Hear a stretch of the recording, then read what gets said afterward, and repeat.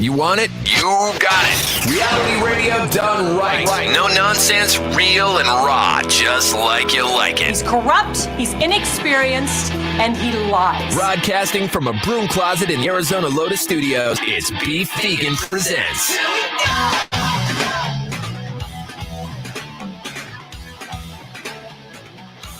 Yo.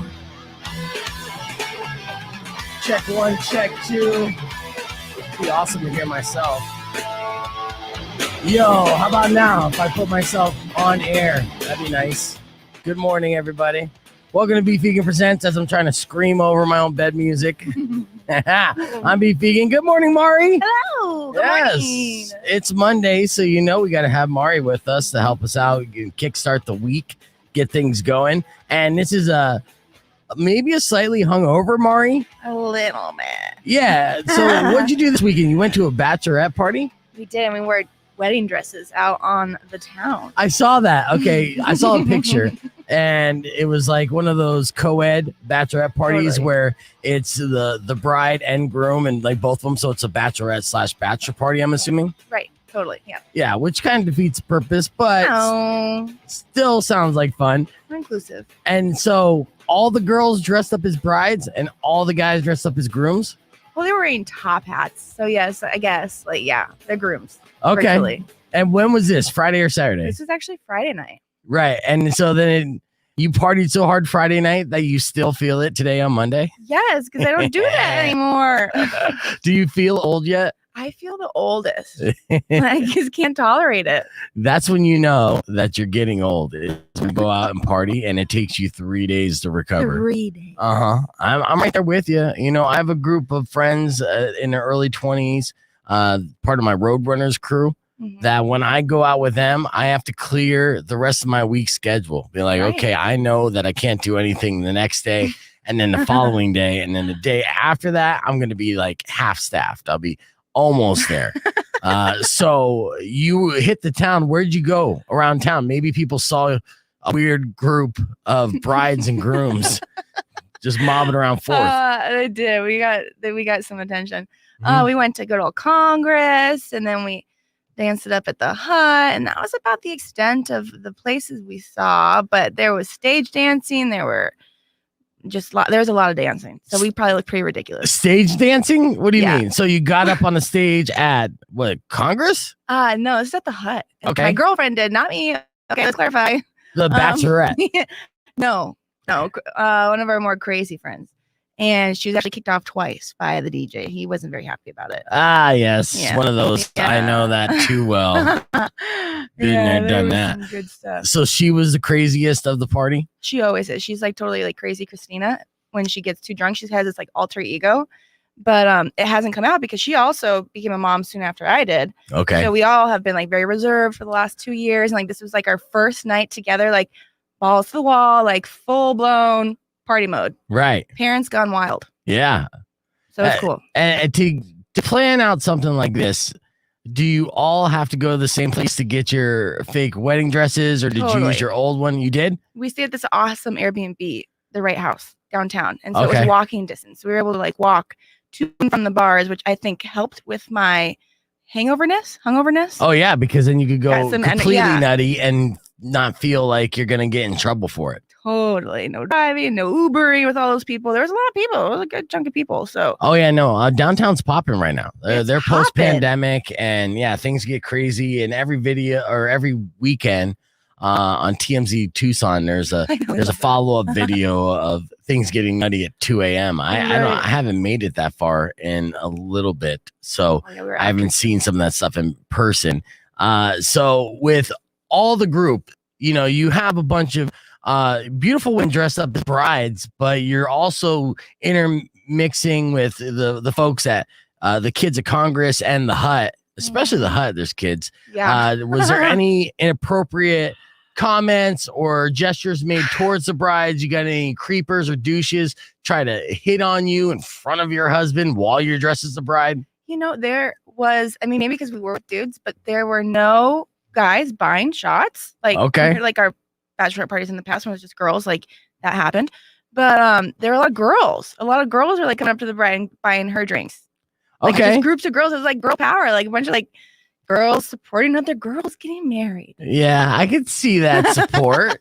It was pretty sweet. I don't know. It was nice. But like, yeah, there wasn't too many weird bystanders, I guess. Like, no. It was pretty tame. Well, no, I mean, we were the weirdest ones. I think dressing up like brides kind of was a deterrent. I think so too. To most guys. If guys are out there getting drunk trying to get laid, the last thing they want is commitment. And I mean, you look overly committed. Overly. Just imagine waking up next to someone like, is a wedding dress in the corner? Oh my God, what did I do? Oh no. Seriously. Yeah, that's probably it. I mean, like, yeah, because I feel like guys would be like, oh, you're cute. Hi, hi, hi. But like that was like the extent. Nothing over, nothing like, hey, you know. One of the Crazy Christina had a guy that wanted to dance with her, the extent of the guys. That was Were it. any of the bridesmaids single?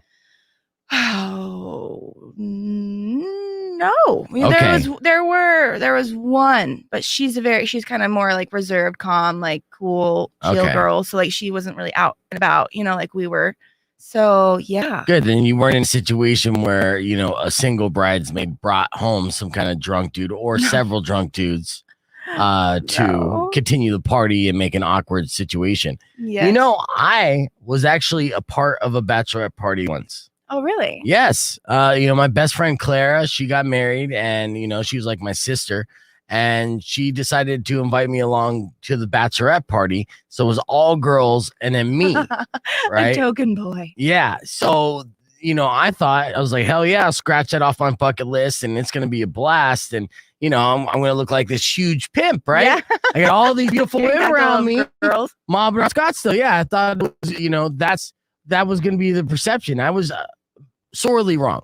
I was like instantly wrong. So when I went out, you know, the conversations I had with people would be like, oh, you're part of this bachelor party? And like, absolutely. And they're like, so you're gay, right? Like, whoa. No. Yeah, you do look like the token. Right. And I'm like, no, I mean, I'm just friends. Like, no, buddy, you're gay. I'm like, no, I mean, it'd be gay to say no to this bachelorette party. This is awesome. Right. So, you know, I'm having a good time. And then I've quickly realized that not only was I somewhat the chaperone of this, you know, and that wasn't the plan, but I ended up being the bodyguard for these girls and protecting them from the creepers. Now, at the end of the night, we go back to the hotel. We're all staying at like a Motel 6. It's like the seediest place in Old Town Scottsdale. Everything around it is nice. And then in the middle of it is this like meth villa. And I know it's a meth villa because I met the people that were staying next to us and they were completely methed out and they offered to do meth with me. You know, like, hey, you want to do some meth? I'm like, you know, doing a bachelorette party. Yeah. It's not necessarily a meth type of vibe. Not really. But at the end of the night, one of my friends, Courtney, was talking to this biker dude and invited his biker crew over to the hotel room, right? Ooh. So the biker crew comes over, and while I'm getting a ride back with the taxi cab driver and a couple of the girls, the taxi cab driver's like, hey, Brad, I like you. If you need any help, man, you let me know. You know, and gave me his number in case I was going to brawl with these bikers. And I'm like, I should be okay, dude. We'll see. No. And so we go in and the biker guys come in and instantly make it awkward. And, you know, Clara, the bride to be, wanted to call it a night and did not want these biker guys hanging out in her hotel room, understandably. Ooh. So she comes up to me and she's like, Brad, you need to get all these bikers out of here. And I'm like, oh, Jesus Christ. Big task. Yeah. Yeah. All these bikers, there's about 6 of them. Oh, right? Man. That's a lot of bikers. That's a lot of bikers straight up with like leather on, riding their hogs, doing a whole 9. Oh, gosh. Uh-huh. And so I go up to the head biker. Tap him on the shoulder. Right. Yeah, I don't even tap him on the shoulder because you can't creep up behind the biker. You get stabbed. So I go up to the head of the Sons of Anarchy. And I'm like, hey, I think his name was like Snake or something. It was something along the lines of like a cliche, hardcore, I did a little bit of time in prison name. That's a teardrop. Yeah. And I'm like, excuse Snake, Mr. Snake. Sorry to do this, man, but you know, the girls want to call tonight. I'm going to have to ask you to go. And they're like, oh, you're telling us to leave? And I'm like, no, I'm asking you to leave, But Politely requested. yeah, they want to shut down this party, and party's over. So we're going to go to bed here soon. So we're going to have to ask you and your friends to go. And he steps up into my face, and he's like 3 inches away from my nose. We're like nose to nose. Ooh. And he goes, "Have you ever got your ass kicked, Oh. Brad?" And without hesitation, looking him straight in the eye, Clint Eastwood style, Ooh. I go, "Yes, I have." That's it. And it was an honest reply. Yeah, full He asked me transparency. a question. Yeah. Have you ever got your ass kicked? Like, yeah, I have. Yeah, I know it sucks, but Right. and this might be one of those situations where I get my ass kicked again, but you got to go. It's familiar. Yeah. And when I said that, he just looked at me. He didn't think I would say something like that. Right. He's kind of confused. And then his buddy's like, "Let's go, Snake." And grabbed the rest of the biker guys, and they left. And I Aw. saved the bachelorette party. Yeah, by being honest. Yeah, yeah. And Beef. standing up for the ladies. And True, yeah. you're going to get feel-good stories like that all Monday morning long. I promise you. Today on the show, not only do we have Mari, we're going to get to know Mari a little bit more. We're going to get into her dirty DMs. We're also going to do another edition of the Cancel Court. Yep. There's a different celebrity that's up on trial this week that we're going to put on trial. We also, I already mentioned Korn tickets, right? Mm. Oh, maybe I didn't. Yeah, we have tickets to give away for Korn, and I'm such an idiot. I'll tell you why after I play a couple songs, starting off with The Offspring. It's Beef Vegan Presents on Rock 102.1 KFMA. Let's go!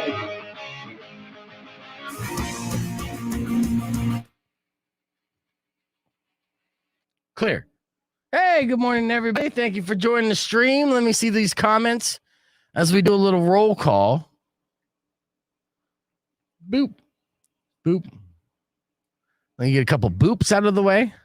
Goop, goop. Did we just play? No, we played Puddle of Mud. I had Crazy Bitch lined up that I have to drop for the sake of time, but I was like, didn't we just play that? All right, let's see what we got here. All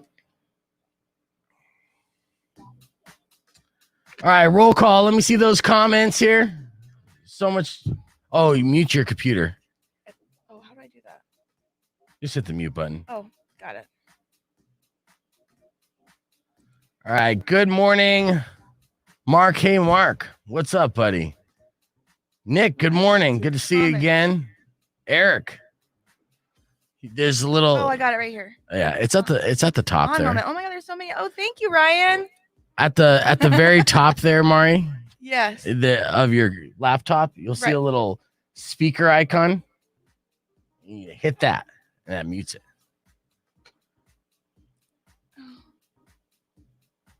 Oh, this. Yes. Okay. I think I'm. All right. Good morning, Mike. Good morning, Kirsten. Good morning, Gittins. How you feeling? Hope you're feeling better. Gittins is under the weather here. Oh. Yeah, I'll let him say. Kittens is a sweet guy. Let's see. Mari Gone Wild. Yes. Yep. You know what? In fact, actually, you should email me that picture. I could show the picture on the stream. Yeah. Show. Which one though? There's plenty. The one you sent me this morning. Do you want to see my friend on the stage too? Yeah. Send me a couple pictures to my Gmail, and then I'll pop it up so people could see what this bachelorette party looked like. Sweet. All right. So, like I said, all that stuff is on the stream. What we're gonna do here. Good morning, Melly. Melly asked on the Facebook stream, because I said, hey, we got tickets to give away for Korn. Right. And she's like, I'm in. Is it just going to be like a caller number 9 situation? And I'm like, oh, no. The one thing that you could guarantee this show will not do is caller 9 type stuff. Nope. You have to win these. Gotta earn these things. We put in a lot of effort in trying to come up with fun and creative ways to give these tickets out. But yeah, you got to get a little lucky. You got to bring some skill to the table. Today's a good one too. Yeah. Rick, the Facebook stream should be up and running. I know it is because I've been sharing comments on the Facebook stream. So it's on the Rock 102.1 page. And I will share that on the Beef Vegan page. So that's what I'm going to do right now. We're going to take little breaks throughout the show. They're called resets. So I got to hit the reset right now. I'll be back here in just about a minute as I get ready for this next segment. Also, we're going to have a pop quiz, a little rock and roll trivia that we're going to do here after this next segment as well. So keep it right here and comments amongst yourselves as we hit the reset. Gracias.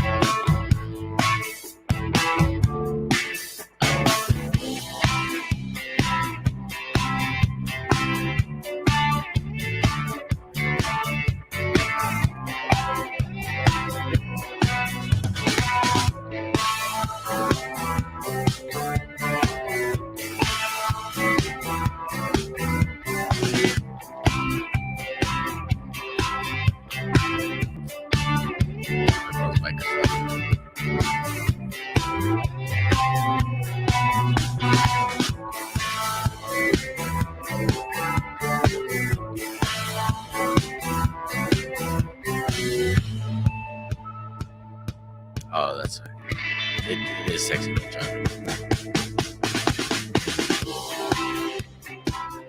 All right, we got about 20 seconds.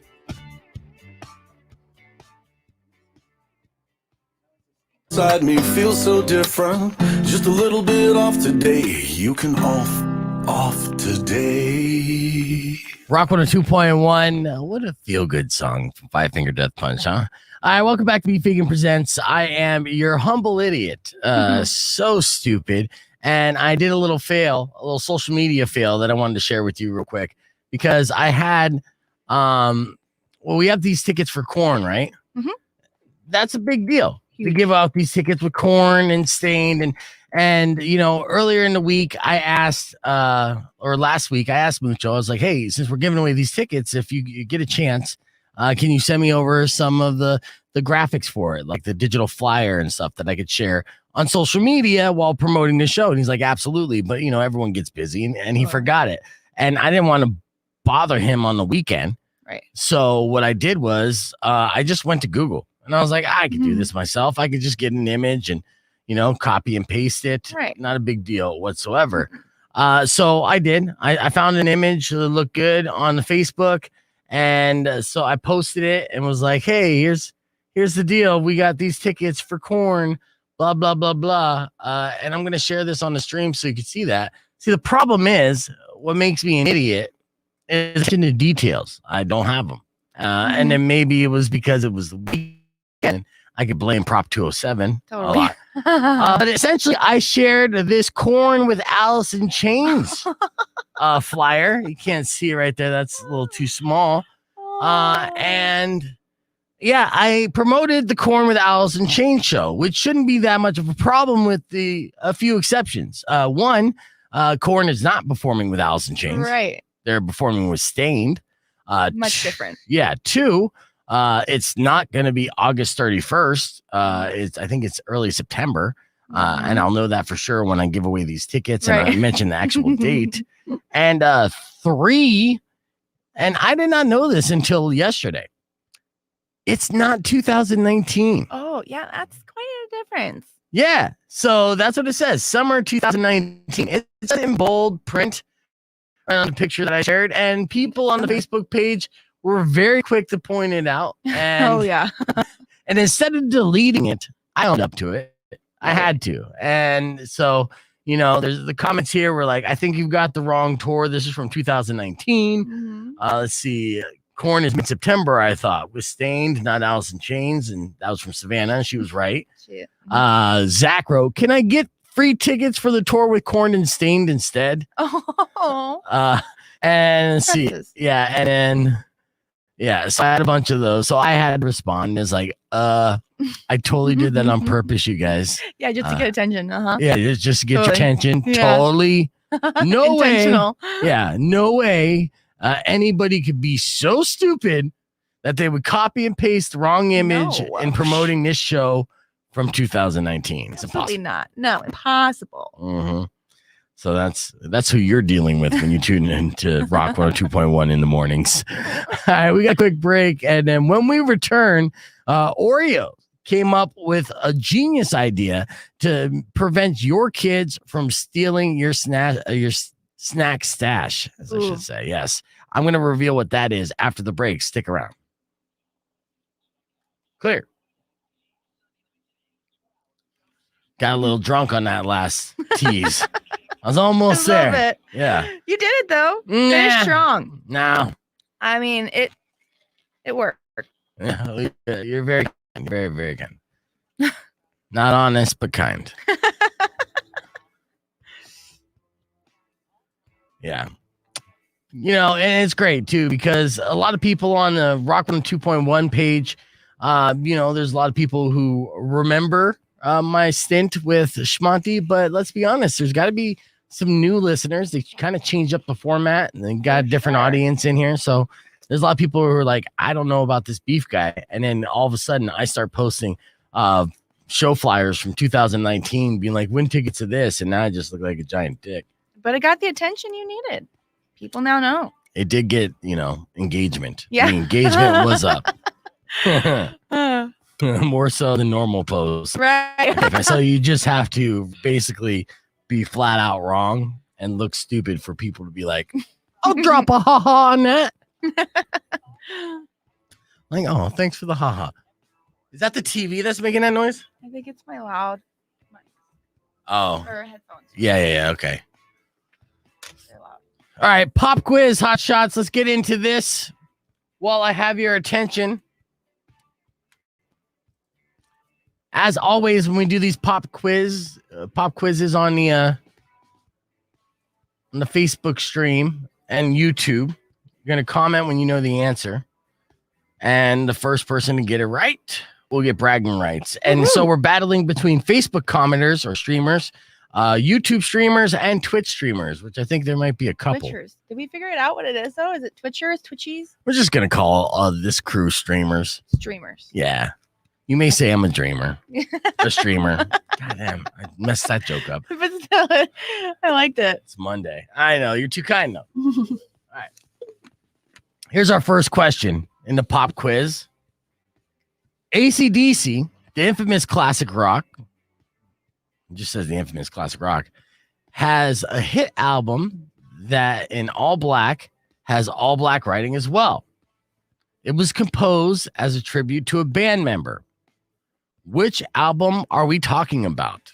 This one should be easy, whether you're a classic rock fan or not. So pop is. Do you think you know the answer there, Maury? No. I have a rough idea, Okay. but AC/DC I just never really got into. I know that question is kind of worded differently. It's worded weirdly, but we do have a quick answer. First person. Key one? Oh, Key One Tucson on Key One. YouTube. It's weird. Mike, I will give you credit. You're the first one on Facebook that got it right. And initially, Manny was YouTube. Oh, yeah. Yeah, I'm not. So Mike was the first person on Facebook to get it right, and that was the first comment I saw pop up. But then Totally. the YouTube comments and on the StreamYard kind of popped in front of his last second. So it looks like Key One Tucson, Back in Black. And then that was the first on YouTube. And then Mike the first on Facebook. All right, here's our next question on this pop quiz. See how sharp you are this morning. You might need to Google this one. The Rolling Stones appeared on a TV show while on their very first U.S. tour. Name this former Rat Packers TV show. Ba-bum-bum. I threw in an extra little hint there. Mm-hmm. And let's see if you Rat guys Packer. can get that. So maybe you don't have to Google it if you can guess correctly. So a lot of pressure. You can take this pressure, Toyota. I like that name. It's not Leaderman. Uh, I think you meant David Letterman, but it wasn't Letterman. Rolling Stones are a little older than that. Ed Sullivan was not a Rat Packer. huh. So that's your first hint. Got another Ed Sullivan. Yeah, but again, Not the right answer. not a Rat Packer. No. Let's see if we got any other guesses. You think of the Rat Pack. Which is like, I have an idea. There's like 5 people in the Rat Pack. I can only list one. Oh, who? Sinatra? Yeah, Sinatra's the leader of the Rat Pack. But it wasn't Sinatra. Wasn't Sinatra. Not Are we getting warm? yet. No, actually, we're getting colder. It Oh, wasn't no. Johnny Carson Yeah. either. He wasn't a Rat Packer. Yeah. Did you know Johnny Carson was legendarily hung? Really? Yes. He does not strike me as a hung man. Yep. Super hung. Like, No, to his like, knees? as legend has it. Yeah, something like that. Like aerosol can type of. Whoa. Yeah, oh, Johnny yeah. Carson back in the heat. Mhm. I would not see that. All right, so real quick, Mecca said Dean Martin. That is Oh, correct on ah. YouTube. And then Mike again, Dean Martin Show. So Dean Martin Show is what I'm gonna do. Looks Mike like with the Manny. win. Yeah, it looks like Manny Googled it and got Hollywood Palace with Dean Martin, which is super correct. All right, let's do Super one correct. more. One more real quick. Smart Manny. Yeah. All right, here's the question. Who recorded the 1973 album titled Trace Hombres? Ooh, Trace Hombres. Trace Hombres. Who recorded the Hip-hop? 1973? Huh? Oh, no. What were you going to say? I was thinking Beastie Boys, but that's not 1973. No, No. they were just kids. They're Trace homies. Yeah. Wait, hombres? Trace Hombres. Nope, it wasn't me. I wasn't born yet, Rick. Thanks for that. Rick. Nope, and it wasn't Steve Martin either. You're thinking Trace Amigos. Ah. There we go. Manny with the win. Manny! Good job, Manny.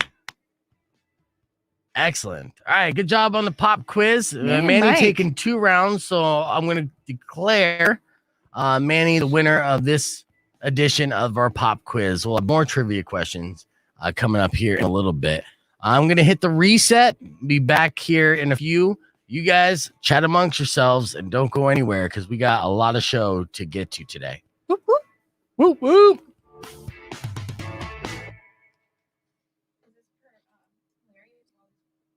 Oh.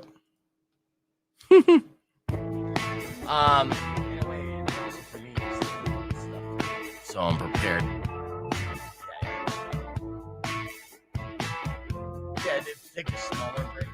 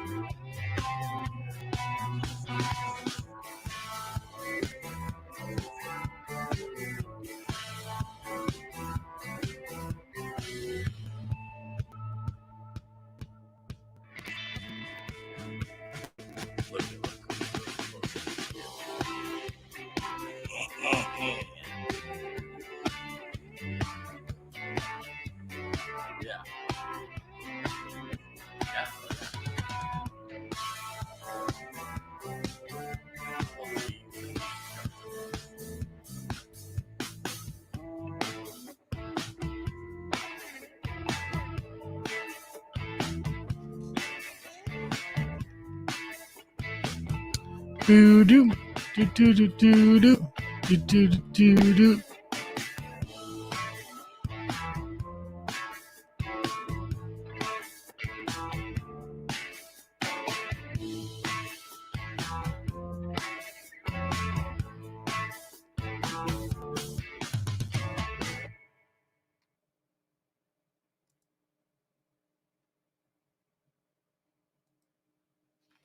All right.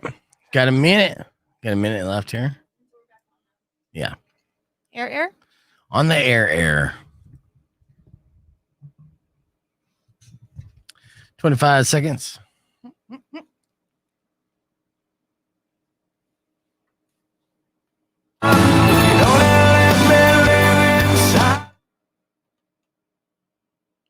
All right, 12 seconds. A little countdown.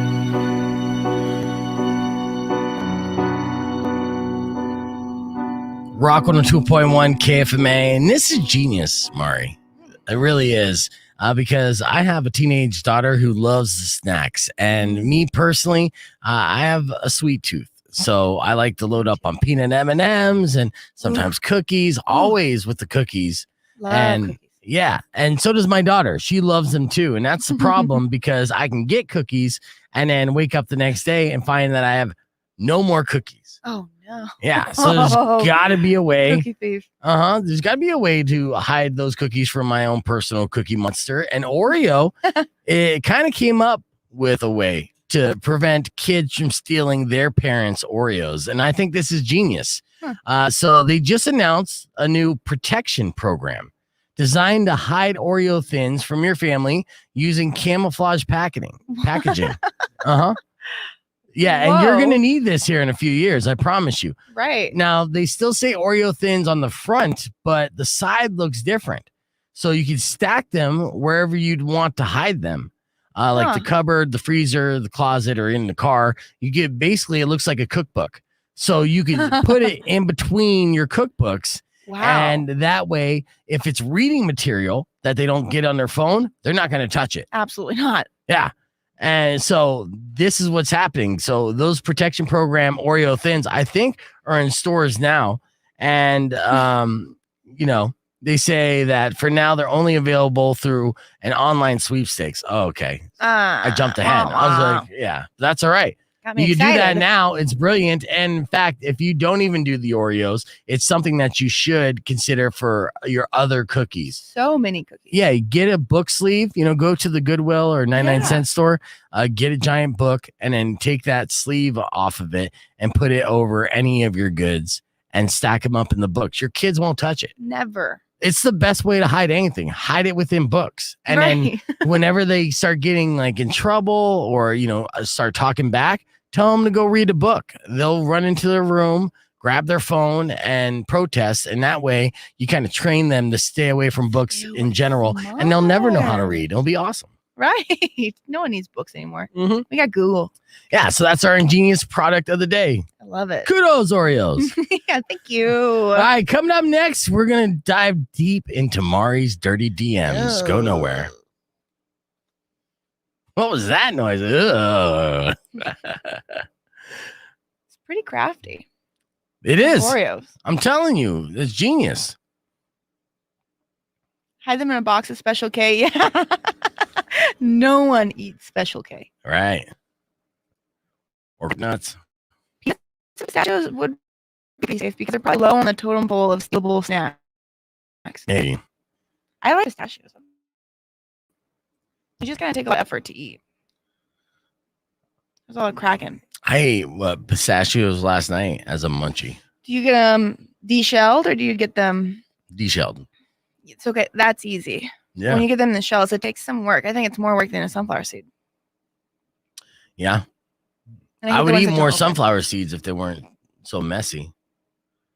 They just take a lot of energy. Yeah. Oh, Toyota. That's unfortunate.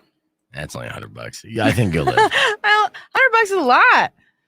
That's what you get for having friends that read. Not one of my friends ever asked to borrow a book.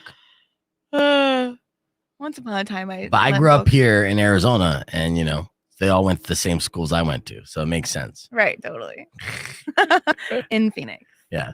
So what did you drink at your bachelorette party? Can you give a rundown of all the things you drank? Like, what did you start off with? You pre-gamed at the Airbnb? Okay, pre-gamed, yeah. And Mama didn't want to get hungover, so I was careful. I was cautious. I just did a few hard seltzers. Okay. Two. Okay. Moderate, What kind? I had some Truly cherry. Fruit Punch. Black cherry, White Claw? No, they're like the Costco brand. Okay. Brand. So is that mixed with sparkling water, right? Or like one of those seltzer waters? Oh, you watered down a White Claw? A hard seltzer. Yeah. Oh, wow. Yeah. So you made it from 5% to 2.5%. I need to hydrate. Okay. It's necessary for me. Mm-hmm. So I did that. And then, some people took shots. I did not partake because can't be hungover. And then we went to the bar. And that's when things were kind of like loosey-goosey.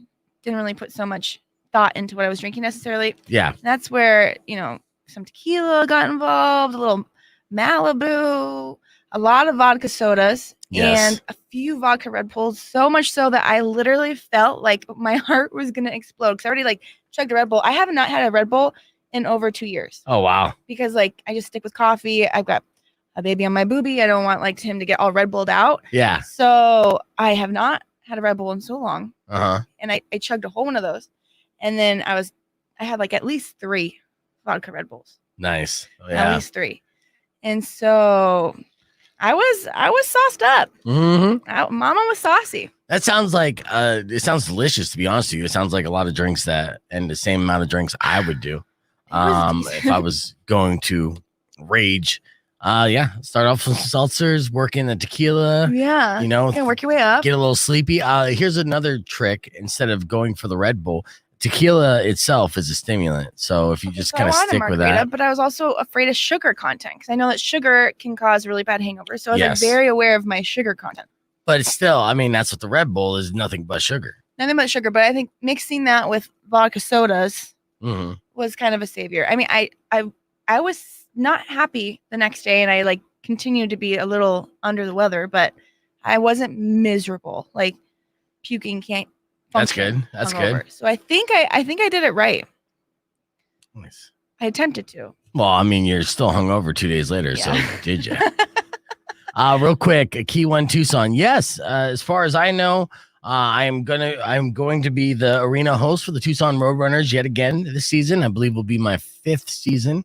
And I have the president of the Tucson Roadrunners, Bob Hoffman, coming in to the show this Friday morning around 8:30, talking about NHL draft party that the Roadrunners are going to be hosting later that night. That's going to be a good time. So they're part of the family.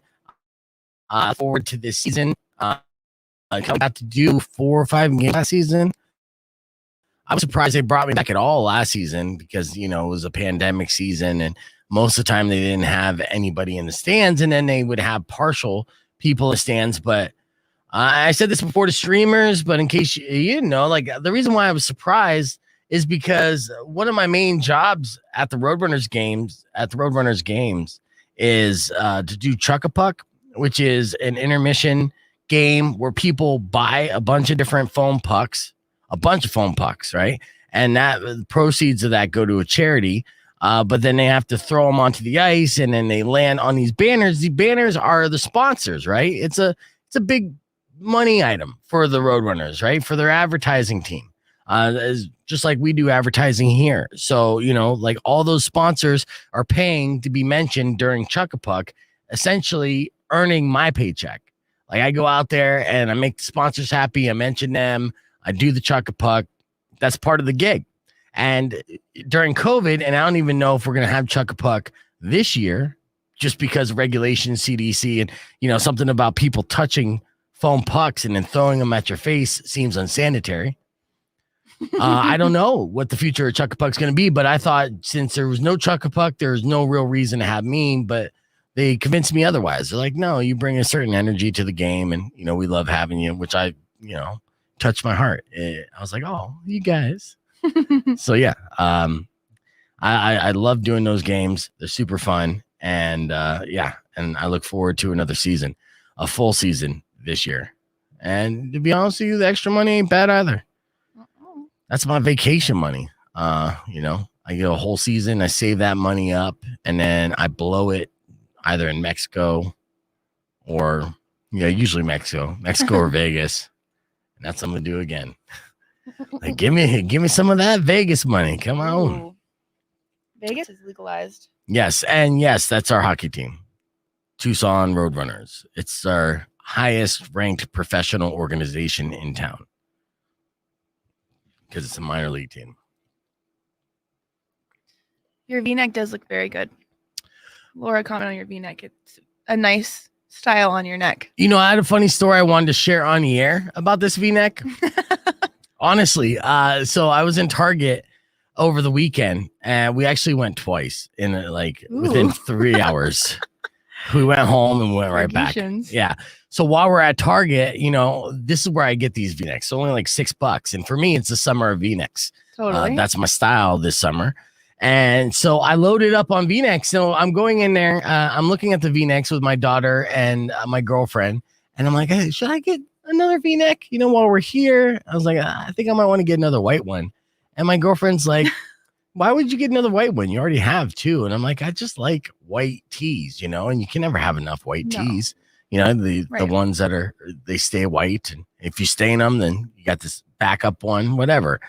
And she's like, no. And my daughter suggests, like, why don't you get a different color? Why don't you get this maroon? I'm like, oh, I already have that one. It's like, why don't you get this blue one? I'm like, I have that one too.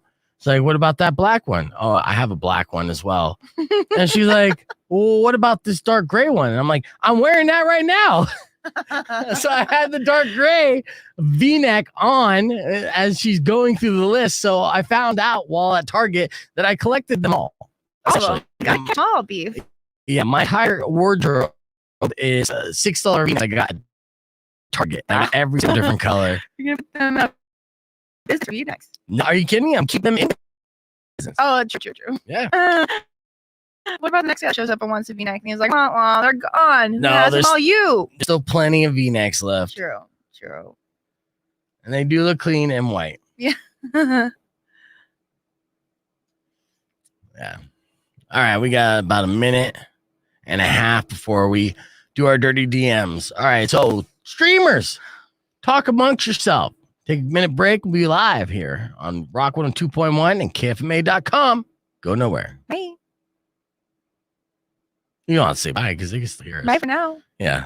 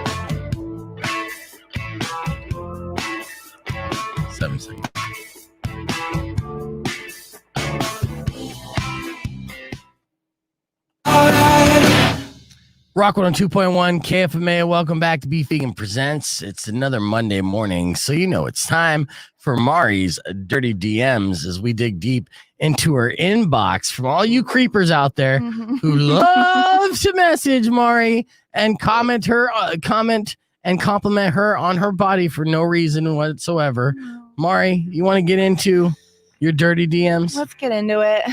All right. So, what's our first DM now we got this week? We'll put this dude on blast. Yeah, let's start off with like the most forward kind of vulgar one. Okay. Oh yeah, those are my favorite. Those are my favorite. Let's get it out of the way. This one is okay. Okay. UMs. You need to be bent over and bred hard by a real man. Winky face. Whoa, bred hard? Bred hard. What does that mean? That means he wants you to breed with him. Yeah, to have a baby. What do you Huh?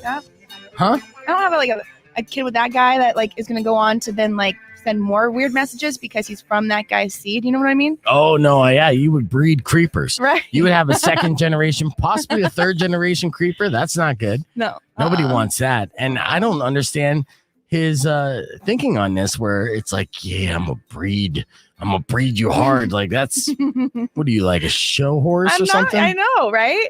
Ugh. I mean, I have long hair, I guess. But no.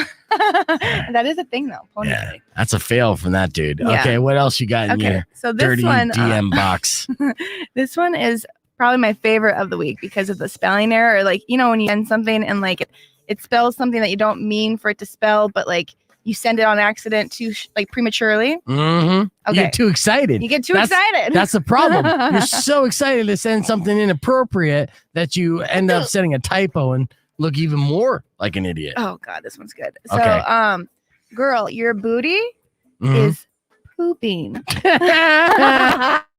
And the next comment or next message is popping. Popping. I'm popping. Yeah. Accurate. I mean, yes, but yeah, not like the most romantic of the DMs. No, not at all. All right, what else you got? You do have a pooping booty. Let me just tell you. Thank you. I appreciate problem. that. Yeah, you're Best welcome. compliment I've had in my entire life, I think. Oh, well, good. It's You still know. early. It is, Yeah. yeah. This next one is pretty short and just kind of a weird question and pretty open-ended, but do you like midgets? Do you like So- midgets? I don't even think you could say midgets anymore I don't think nowadays. it's correct. No, at not at all. all. Yeah, I don't know why that person decided to ask me to, because they didn't appear to be a smaller Right. person. A So, dwarf, yeah, a little person. I think. Right. I don't even think they Yeah. appreciate being called dwarves anymore. So just a No. little person. right.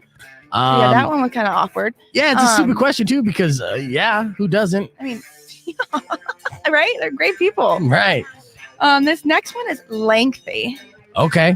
and it kind of made me rethink my situation, Your living situation at home? just in general. Like, you know, Okay. hello, how are you doing? My name is blank because we care about privacy around here. Yep. I We don't want to be sued. No, I was glancing through profiles when your profile pecked instead of peaked. So, that's a little weird. Okay. My interest that allowed me to contact you. And I must admit, you have an interesting profile. Okay. Okay. I would like to be the man for you and can also be your sugar daddy. And I'm willing to take good care of you by giving you a weekly allowance of $300. Oh, it's $1,200 a month. Still, that's not a living wage. No. What kind of sugar is that? Your welfare daddy. I'll give you $300 plus some of these food stamps here.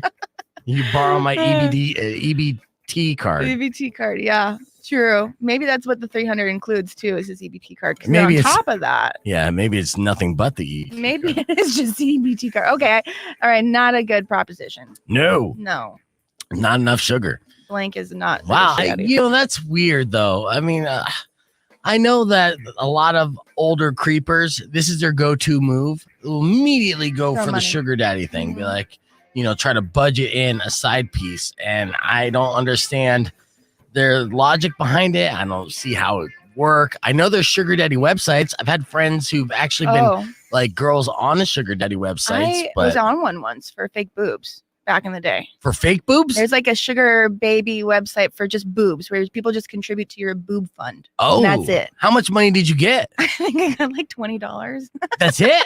I mean, it was like a premature, I started it and I was like, okay, never mind. This is weird. And then I never really And then engaged. your boobs grew after the fact. Yeah, totally. Naturally. So I didn't need the artificial What bigger were you, ways. like, how old were you when you did this? Oh, I was young. I think I was 21, Wow. trying to find a boob sugar daddy. A boob sugar daddy.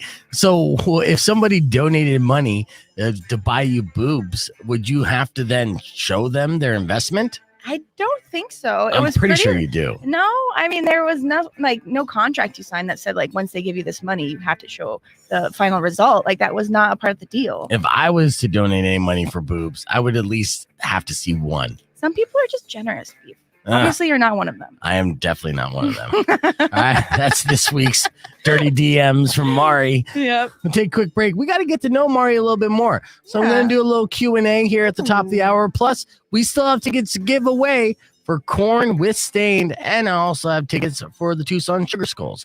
That's all coming up next on Beef Vegan Presents. Ooh, a text. Text the letters KFMA to 51887. Clear. My dad watches this. I'm like, oh, sorry, Dad. Oh. Watching. Oh. I was on a boob website for a second, just a little bit. Hello, Mari's dad. I didn't follow through with it. Yeah, there you go. Shouldn't surprise you. Yeah. You know, everyone my when they're wild days. younger. Oh, I was on the wild side. Yeah. Okay, there's a couple more comments here on the stream that I want to address. Oh, it's Chunky Cholos. They're back. Yeah, odele, Chunky Cholos. And good morning, Laura. I want to say good morning to Laura. Let's see. Oh, Kristen had a sugar daddy. Kirsten? Oh, Kirsten. Yeah, sorry, Kristen. I saw Kirsten. Yeah. No, it takes Thank you, Rick. it takes a minute to get that going. 2K. That would be nice. I appreciate Yes. that sum. Yeah, Rick's like, I need to find her Facebook page so Yeah, I do can it. scare her. Do it. Yeah. I open you up. I welcome that, Rick. Rick definitely knows how to be a creeper. Game recognized game, Rick. Game recognized game. Vegan said V vegan V V neck. It makes sense. Yeah, it does. You should change your name. Beef V neck. All right, let's see. A whole 300. Oh, Kirsten misses her sugar daddy. I know. So do I. Oh, I have to accept Rick's. Rick, I'll go on there right now. Rush into the FB just he's for you. quick. All right, but try not to get blocked there, Rick. Just say that once, okay? Oh man, my thing is so messy. Awesome. All right, cool. Oh, I got it, Rick. Nice. Confirmed. All right, got to hit the reset real quick. Got to get ready for a Q&A with Mari, and then we'll do another pop quiz here in just a few moments. So comment amongst yourselves and keep it on the stream because we got more coming up next. Working on my teases. Teasing so well. Yes, you do. That's not weird.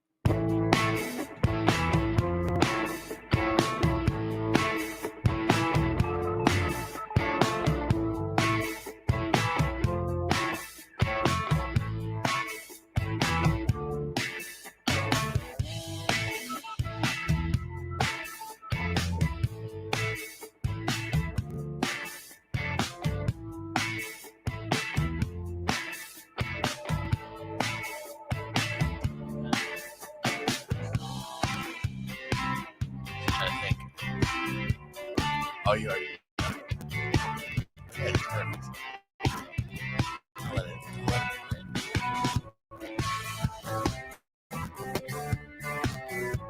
Well, I have my. So you hear in the background, but I have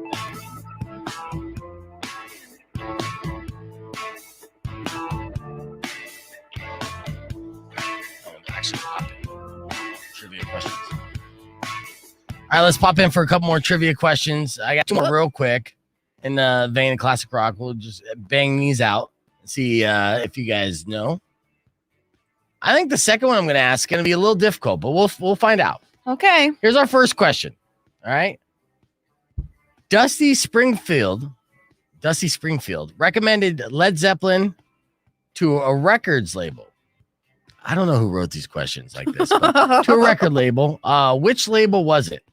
So this actually should be pretty easy. What label did Dusty Springfield recommend to Led Zeppelin to be on, which they eventually did sign up for?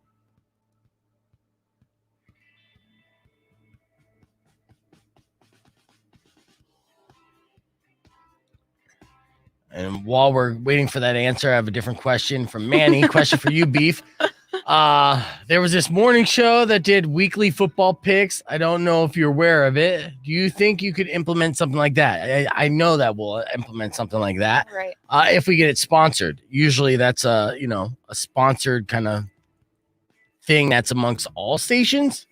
So yeah, if we go into the football season, a full football season, and with the sponsors, I think we will do the weekly picks. And when we do, I'll probably do them with Justin Spears from ESPN Radio. Get some sports people talking about it. My buddy Brooklyn will probably stay on the other. I know Brooklyn, actually. He'll try to be on both. He just loves to be on the radio. Let's be honest. Rick, you're wrong. It's not Capitol Records. All right, so it is not Polydor Records.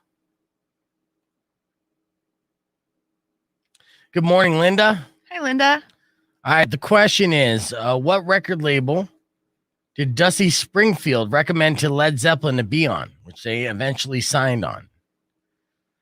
This one should be an easy question for you guys. You got to think back at like a Led Zeppelin record.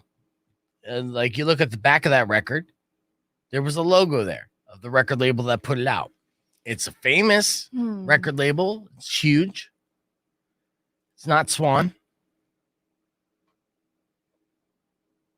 It's not Motown. Man, you guys are just swinging and missing. So I'm surprised. I knew this. It's not Warner. Good morning. Yes, good morning, Tim. Welcome to the stream. You and the Phoenix Suns Gorilla.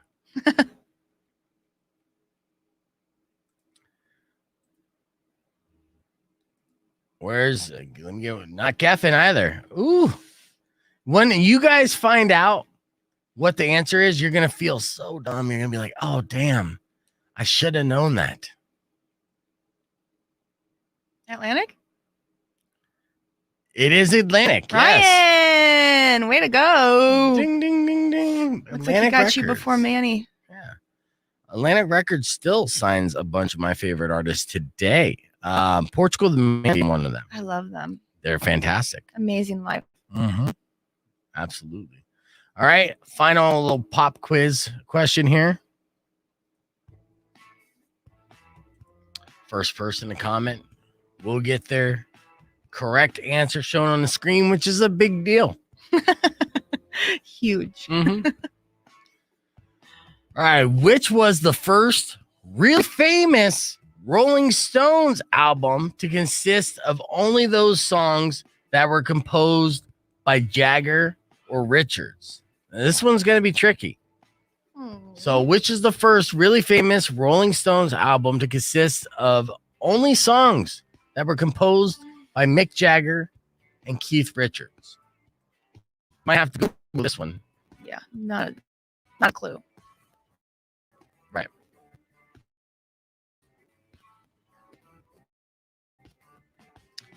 Houston, we might take you up on that here on Rock 1 2.1. But normally we get like a big beer sponsor. Mhm. And what I really want is marijuana to be legally or federally legalized. So then we can get dispensaries advertising. Ooh. The reason why the company doesn't do like any dispensary advertisement, which we should be doing tons of, because they're rolling in dough and they're all competing with each other. It's the hottest industry in every legalized state. But the only reason why they're not taking that kind of money is because it's not federally legal yet. Even though the writing's on the wall, it's gonna happen. That would be the first thing if I was in charge, right, of the entire company, not just the station.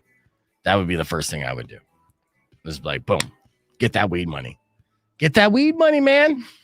You know, there's enough of it to go around. Hell, the taxes. I bought 2 carts this weekend. Ooh. On Friday. Yeah, because I got paid last week and I was like, treat myself. Right. I got a sativa and an indica. I had to mark them too, so I didn't Don't confuse the two. forget. Because I use the sativa to be, motivated. Okay. Like I'll hit that before I work out, or I'm pacing around, writing down ideas. I use it for work, to be creative. Indica, I use that to eat just everything in my fridge. So I don't like switch those two up. No. Yeah. Yeah, I just hide in the corner. I can't do it. Not for me. Well, that's the sativa. I think you're just getting paranoid on that. Maybe, but like I literally turn into a statue, and like the more it wears off, the more movement I have. But until then, I'm like just frozen. Hmm. I don't know. Yeah. Let's see. I'm not ignoring the YouTubers. I'm never ignoring the YouTubers, for the record. I'm looking at all these. I'm ignoring the Twitchers because we only have one. Oh no, the Vegan Negan. I spoke too soon. Oh, Vegan Negan's on YouTube. I haven't done chores without a good sativa and slept without a good indica in like 5 years. Exactly. And that's essentially where I'm at. I got indica before I go to bed. I slept great last night. Because indica's in the couch and sativa's clean the house.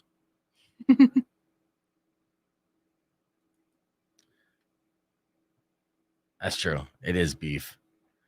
I know it's a hard habit to break. A lot of people make the switch and still call me Brad, which is fine. It's my government name. But my friends do call me beef for a long time. Right? I mean, you refer to me as beef. Oh, right? absolutely. Yeah. Since day one. Have you ever referred to me or talked about me to somebody else? No. As anything else other than beef? Truly Yeah. never. Exactly. Even over there, I always said beef. Yeah. That's just how it is. It's how I identify. You are beef. Right. Beef is you. And most people respect that. Most of my coworkers respected that. There's some who, took it as an opportunity to not respect how I identify. And, that kind of stuff can get you in trouble in 2021. Just saying. Just saying.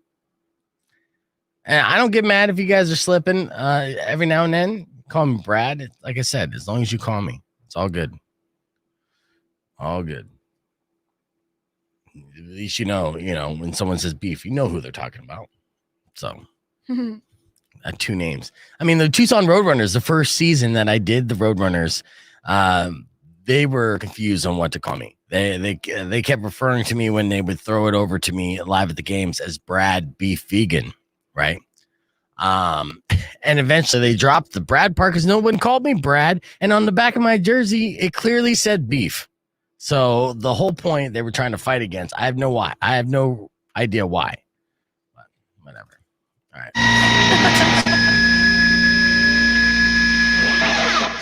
Rock 102.1, it was brought to my attention last week that I haven't been doing a great job at introducing the guests that join me each and every week. So right after System of a Down, we're going to get to know Mari a little bit more and why you're going to grow to love Monday mornings because of her. That's coming up next on Rock 102.1 KFMA. Clear. That was a good tease. I know, Rick. I am taking notes. preparing. Preparing for what? Oh, a certain contest. Oh. Thanks, Rick. I love my Mondays. Oh, This yeah. is fun. Gets me on my mom bubble. It's like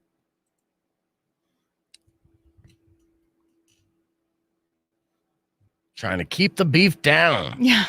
I know. No one puts beef in a corner. Yeah, I tried. But I'll only be in that corner for about 3 years and then I break out.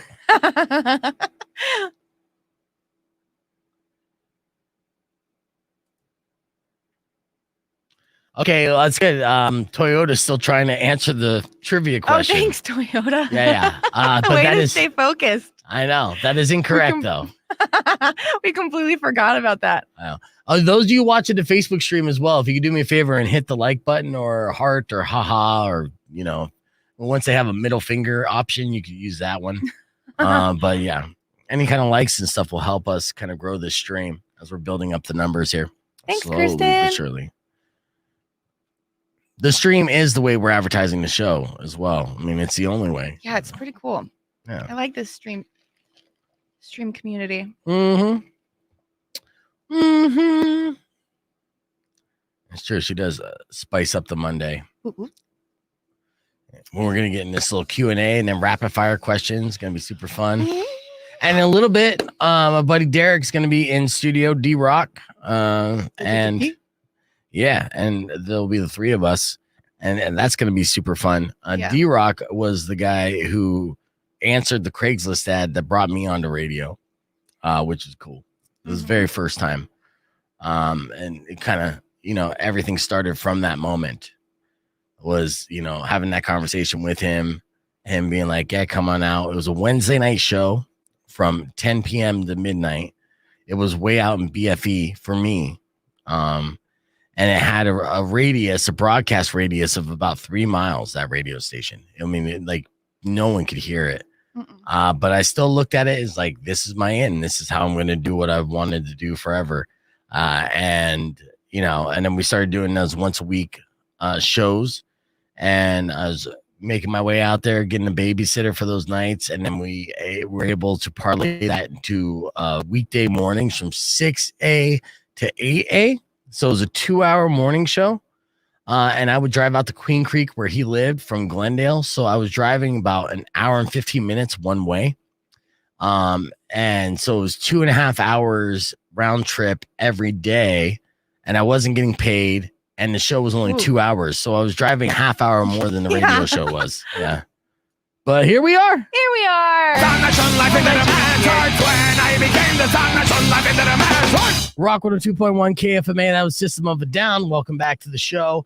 And as I mentioned here before I played System of a Down, it was brought to my attention that I haven't been doing such a fantastic job of letting you guys know who these people are that are joining me each and every week. It's not a fluke. Mari is my guest every Monday morning from 6 until whenever she needs to leave. Right. So we're going to get to know Amari with a little Q&A so you guys know her a little bit more. Most of you may recall or remember the lovely and talented Mari. Mari, when did you start working for Rock 102.1 as this company? 2013. 2013. And you started doing what? Promotions, yeah. So Mari was the girl that would go set up the tents, give out the tickets, and so fun. All that stuff. You had a good time doing that, huh? I loved it. What made you want to come in and work for radio and be in radio? I did both. I went from promotions to on air because I needed on air, and I loved on air. Yeah. Well, I mean, you loved on radio. Air. Yeah, period. Yeah, to work in promo and work for a radio station, you got to want to be on the radio. Yeah. So, I love this music. Oh, yeah. So you've been a fan of KFMA and Rock 102.1 forever, huh? Tucson local, love KFMA, love the rock genre. It's just my jam. Right. So, yeah. And then once you started, it didn't take you long before you got on air, huh? I think it was like a year and a half. Okay. Maybe less. Nice. And who got you on air initially? Chris the Ego. Okay. So he saw something in you. He's like, Pete. Yeah. Nice. My dudes. And so then you were on air then until when did you leave the station? I mean, right around COVID. I didn't truly leave. Things happened. People didn't keep their jobs, right? And so that's what happened. And then you brought me back from the dead. You were not dead. No, I wasn't. I was sleeping. Yes, you had a life beyond the radio station, and when COVID hit, it was probably good timing because that's when you had your son, and you had your son before COVID hit. I did, Yeah, it gave you a good opportunity to kind of slow down and focus on being a mom. Totally. Yeah. Definitely. All right, well, I got 10 rapid fire questions I'm going to ask you so people can get to know Mari more. Yeah. And of course, if you guys on the stream, if you have a question you want me to ask Mari, feel free to throw that in the chat. And then maybe we'll get to that on air or we'll do it off air. Are you ready for these 10 rapid fire questions, Mari? I am. All right. Let me get some suspenseful music here. Dun, dun, dun. All right. Well, I already asked the first one because I'm an idiot. How tall are you? I'm 5'5". 5'5". Okay. What was the first concert you went to? Good Charlotte. Good Charlotte. Yeah. Do you still like them as a band? Yes, I have to. They're so near and dear to my heart. Oh, okay. No shame. Yo, but at what age did you realize that they were terrible? Debatable.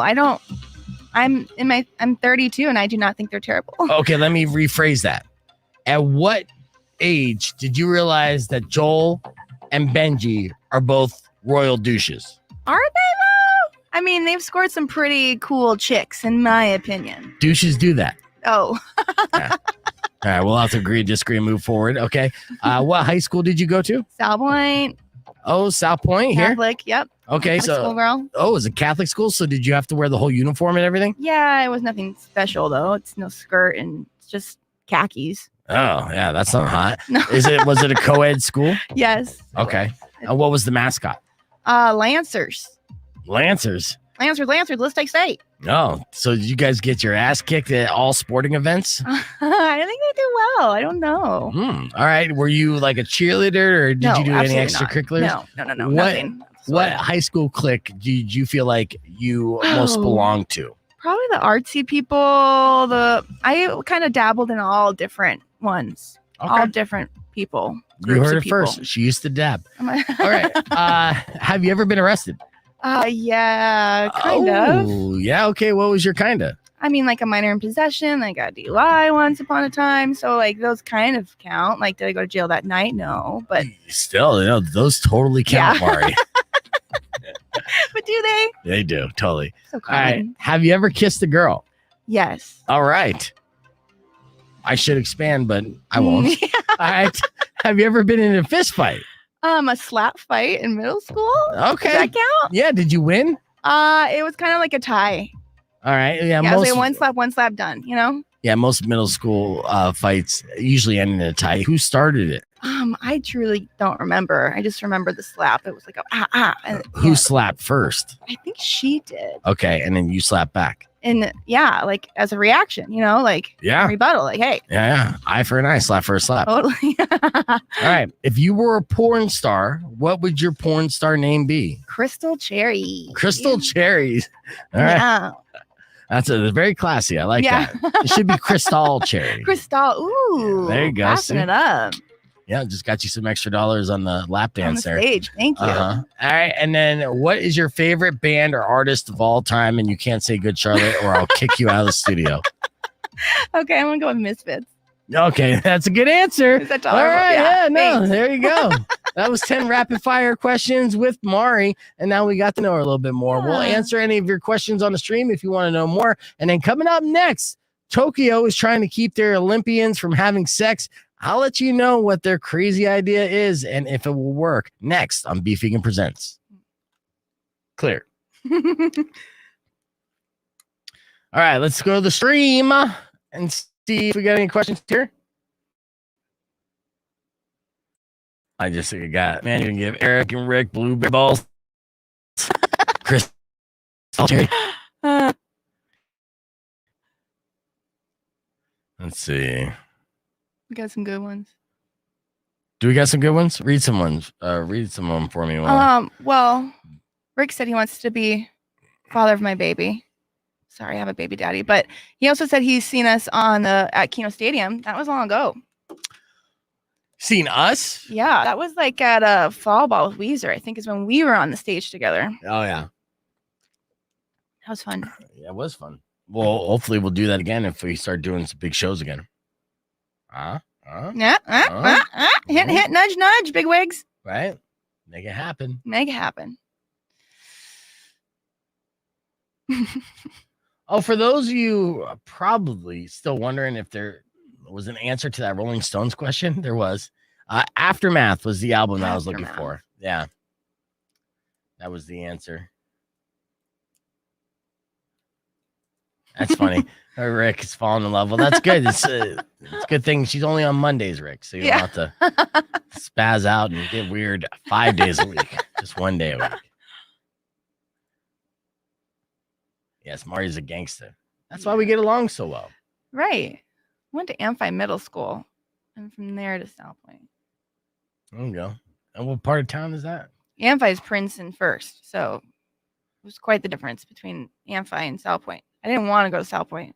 Where's South Point at? South Point's on right by where you are. So Okay. it's like Grant and Campbell Okay. Mountain. Glennon Mountain. I registered my daughter at Catalina High School. What's the reputation of Catalina? Okay. Is it gangster? My mom went to Catalina back in the day. Yeah, but it's like what's the reputation? As of now, I think that it's pretty gangster. Yeah, but I don't know though. It was that or Tucson High, but I love Tucson High. I know. I wanted to register for Tucson High, but we're outside of the district, and I don't think she did well enough to accept kind of a transfer. Yeah, because it's almost like a preparatory academy, you know. Really? So they have University High on campus. I guess. Right. So I mean, at this point, I don't even know. No, there's two Catalinas. There's Catalina High School and there's Catalina Foothills. Yes, and it's not Catalina. It's not the Foothills. No, yeah. Yes. Catalina, vegan. yeah. But I'm like, all right, well, That's Dodge and Pima. Yes. Oh, you know your high school super well. Oh yeah, I'm a Tucson native. Right. So if you had a choice, would you not register your daughter in that high school? I don't know. I mean, I truly have done no research to have a solid opinion. Shit. I got, Manny's like Catalina back in the day was ghetto. Yeah. You think schools that were ghetto back in the day revert to not being ghetto, or do they just get more ghetto? I think it's the latter. Right. Yeah. All right. Just see. I wonder what gang my daughter is going to join.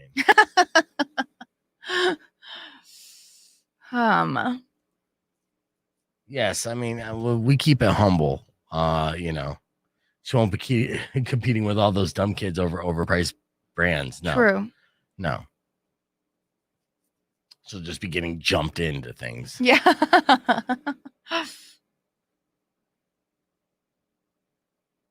She starts in August. Soon. Hey, what's up, Nick? Yeah, we're going to be giving away these tickets around 8 o'clock. Got a fun little game that I'm going to play. And I'm giving away these tickets each and every day this week. Korn with Stained. It's 8 o'clock today. Tomorrow, probably around 7 o'clock. And then 8 o'clock on Wednesday, 7 o'clock on Thursday, 8 o'clock on Friday. That's how we're going to do that. Just to give everybody an opportunity to win these tickets. It should be fun. What was your question again, Mari? Oh, I don't know. Okay. Oh, we're talking about Key one does not like Kelly said he went there. Not good. Who did? Key one. Key one. Oh, you went there. Not good. Shit is right. I've already signed. I didn't know. I mean, the 3 stars on Yelp or whatever was a sign. I had 3 stars. Something like that. I I mean, I don't know. I mean, look in the neighborhood, and it's weird. My neighborhood, I'm on Grant and Campbell, so you know how these neighborhoods are in Tucson, especially in Midtown and everything like that. You have like one house is a crack house, next to it is like a mansion, and it's like you have these like there's no neighborhood that's strictly a good neighborhood or strictly a bad neighborhood until you move north into the newer neighborhoods. And I'm centralized now, and it is what it is. It is what it is. I grew up in schools. I had the best of both worlds, to be honest with you. Like I had schools that were rough and in lower middle class communities. And then I moved up and I was the poor kid in the upper middle class communities and Right. schools. And that's how it was. So, I mean, it's not like a death sentence or nothing. No, It's like, I think it can build character. for real. Yeah. And she's like a little rocker chick. So, Yeah, I don't know. that'd be great.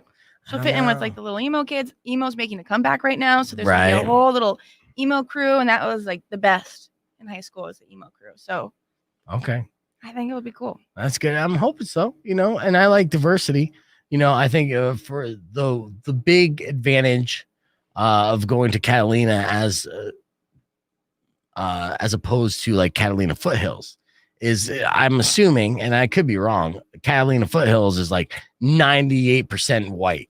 Well, they had a heroin problem too when I was in high school. Yeah, exactly. Those rich white kids, They have a lot of money for drugs. Yes, they absolutely do. Absolutely Mhm. do.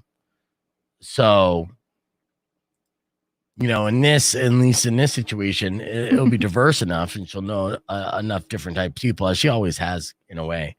And hopefully that'll make her a better person. I don't know, man. I have so many different things and issues that I'm dealing with my daughter right now. It's tough. Teenagers. Yeah. I was rough. 15 years old, fully emotional, roller coaster.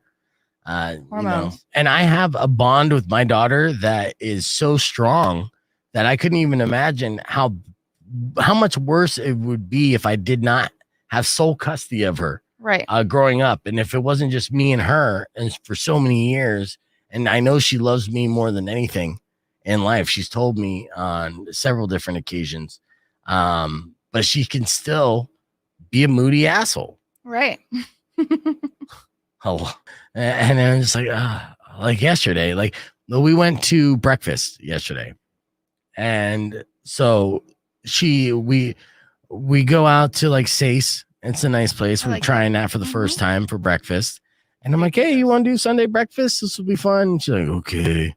She could have said no, but she didn't.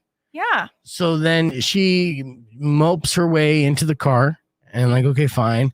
We go order something. I order it, and then we sit down on the table, and all of a sudden she's super sad and she starts crying. Oh. Like at the table. And I'm like, oh, sweetie, what's going on? She's like, I don't know. I'm like, oh. I'm like, well, we gotta put on our game face now, because we're in a public place and people are probably thinking that I'm breaking up with you or saying that I want to see other daughters. This is, and so and my girlfriend and I, we want her to feel better, but we want us all to have a good time. And it's like, okay, well, now we got to get through this. And it's like, if you knew you were sad, I could have brought some food home for you. Right. It's rough. It's rough. Oh, so rough. Yeah. She's 15. 15. I think it was sophomore year that I started to become less of a moody jerk. I would hope that's the case. Yeah, but I mean, freshman year, I literally tried to flunk out of high school. I was doing a lot of drugas, right. Yeah, had to go through that first rough year to really be less hard. Yeah. I don't think she'll do either of that key one. Yeah. So that's screwed on that. Yeah. Soccer, cheerleading. Yeah. That seemed like and another thing too is, so I, the other day I was like, good morning, gorgeous. And she's like, Dad, don't do that. I'm like, what? It's like, don't call me that name. I'm like, well, why? Do you feel like sexualized by it or something? Like, is that creeping you out? And she's like, no, it's too gender specific. Oh man, right now seems like the hardest time to be any teenager. Right. It's confusing stuff. It's so confusing. What am I? Am I fluid? What's the one? Gender neutral? I don't know. It's rough. Yeah. So I'm like, oh, well, okay. I'm just reminding her, I'm trying to build up her self-esteem and her confidence. And, I like saying names like that because reminding her that she is beautiful, but yeah, it's too gender specific. And I'm like, well, shit, man. Can I still call you dude? I mean, I like calling you dude, and I don't necessarily think that's gender specific. I think that's neutral. Right. And the way that I use it. And so she's debating it. I'll get back to you on whether or not I could call her dude. But yeah, Well, does she want to be like referred to as they too? That would be really hard. Well, I would just call her by her name then. Right. Call them by their name. Right. Yeah. See, it's not easy. That's a hard one. Pronouns. No, I know. Oh, like I had a friend of mine, an artist up in Phoenix, pass away. Andy Warhol. No, I'm sorry, Andy Warpigs. Andy was born a man, but identified as they. Right? He was genderless. He was fluid. Okay. Or they were. See, so I'm messing it up already. Right. So when they passed away, I just referred to Andy by their name. Andy. Because Andy Warpigs also sounds like a full band. He was an artist. Yeah, that's a cool name. Yeah. It's a great name, but it sounds like a full band. And I didn't want to get people confused, but it confused me as well. And it's like, right. All right, let's get back on here. Rock 102.1 KFMA. As I was saying before the break, Tokyo is trying to keep their Olympians from having sex. Now, this is an issue every 2 to 4 years. I mean, every 2 years. I mean, depending on whether it's winter or summer Olympics. But Olympians love to bang each other. Right. You knew this? Well, they're all in like one little like pod, right? Like they're kind of like in a little tiny community. They are. And even more so now with COVID. I mean, it gets a little more, the bubble gets a little smaller. Right. And there are a lot more eyes on them, which make it tougher. But I mean, there have been Olympics in the past where it'd be like in Brazil or something with a high HIV rate or STD rate. And the Olympic officials were concerned about that. So they would give out a bunch of condoms and essentially they're like, hey, you guys are in your peak athletes. You're in the prime of your life. You look the best you're ever going to look. We get that. And you're, again, super athletes. So you could probably bang for hours on end. Right. And you're hanging out with other super athletes who can bang for hours on end. So you guys are probably all going to try to bang each other for hours on end. And they're right. That's exactly what happens each and every year. And, the stats that come in after the Olympics are kind of gross. They're kind of grody. But so the Olympic Committee in Tokyo is trying to prevent people from getting it on altogether. And the way they're doing it is kind of torturing athletes in general. Yeah. They're making them sleep on cardboard beds. What? Yeah. Oh. For whatever reason, they feel like this is going to be the deterrent to make people be like, like I would bang you right now because you're like super hot and you have that 8-pack and everything, but I'm so uncomfortable when I lay down. It just because it's the only way you have sex is just on a flat surface. Right. Yeah. With a little spring to it. Right. I mean, if it's not like a pillow top, I'm not banging on it. So yeah, they were designed by a company in Japan called Airweave, and the frames are made from cardboard while the mattresses are made from plastic fibers. Now, the idea is apparently that the beds will be fine for one person, but if 2 or more people jump in the sack together, the bed will collapse. Oh my gosh. Now, again, now I'm getting upset for, say, heavyweight wrestlers, the shot putters. There are Olympic athletes that are big boys and girls. Right. So they can't sleep on these beds. They'll make them collapse. No. What a weird way to deter sex. Right. And aren't there not showers? I mean, yeah, so many other options. Also, chairs. I'll give you an option because they're Olympians, right? They're super strong. So flexible. they can do it standing up while like holding their partner in the right. air. Yeah, they can do those really wild positions. Acrobatic positions. For a long time. Like I'm able to do those positions seldomly, but when I do pull them off, 30 seconds tops, I start getting winded or my arms start burning. I got to put my girlfriend back down. The sweat starts dripping off of your forehead. Yes, or I feel like I'm gonna pass out. Now, American distance runner Paul, was it Chimo? That's not his name, but joked about it on Twitter, saying we're all moving from an era of Breaking Bad to Breaking Bed. Another Olympian posted a video saying that the beds were very sturdy. He even jumped on one to prove that the no sexting isn't true. So he's like, I could still bang on this. Have no fear. If you guys in Ireland, if you're rooting for me, not to necessarily bring home the gold, but bring home a couple old ladies. Yep. I'm on it. The Olympics organizing committee is also distributing condoms as they do each and every year, but they claim that this is not to encourage sex in Tokyo. but for the athletes to take home and raise awareness for safe sex in their own country. But yeah, right.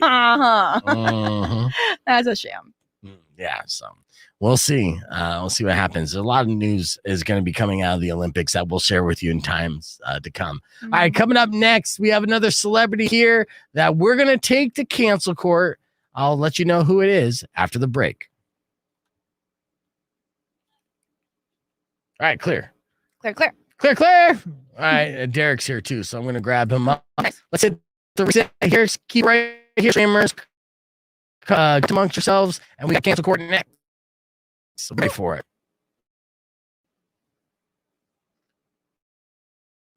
Smoke weed every day. All of her info. Oh, not all of it.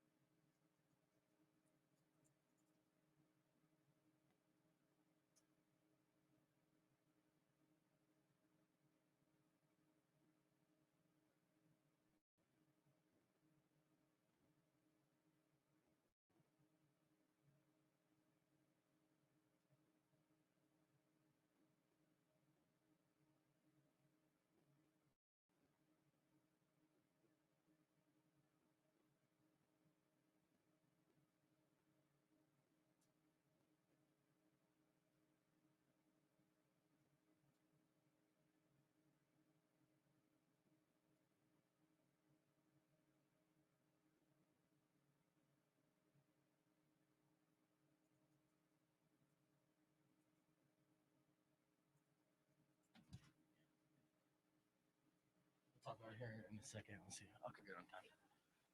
Mari, Derek, Mari. Where's it best? Okay. I had to stop like 3 times. Okay. Did you? All right, hold on. I got you. I'll show you.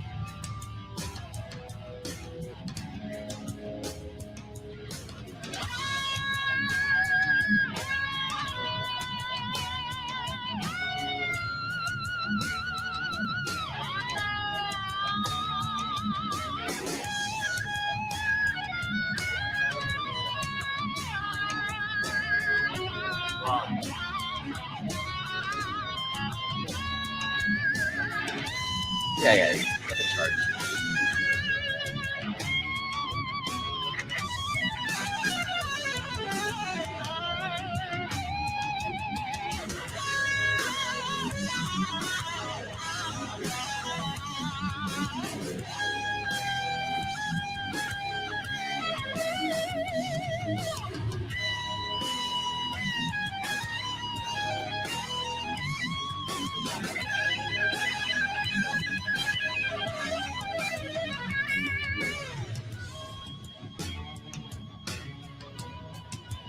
Oh, yeah. Oh, we're going to be coming back with that cancel court. 20 seconds.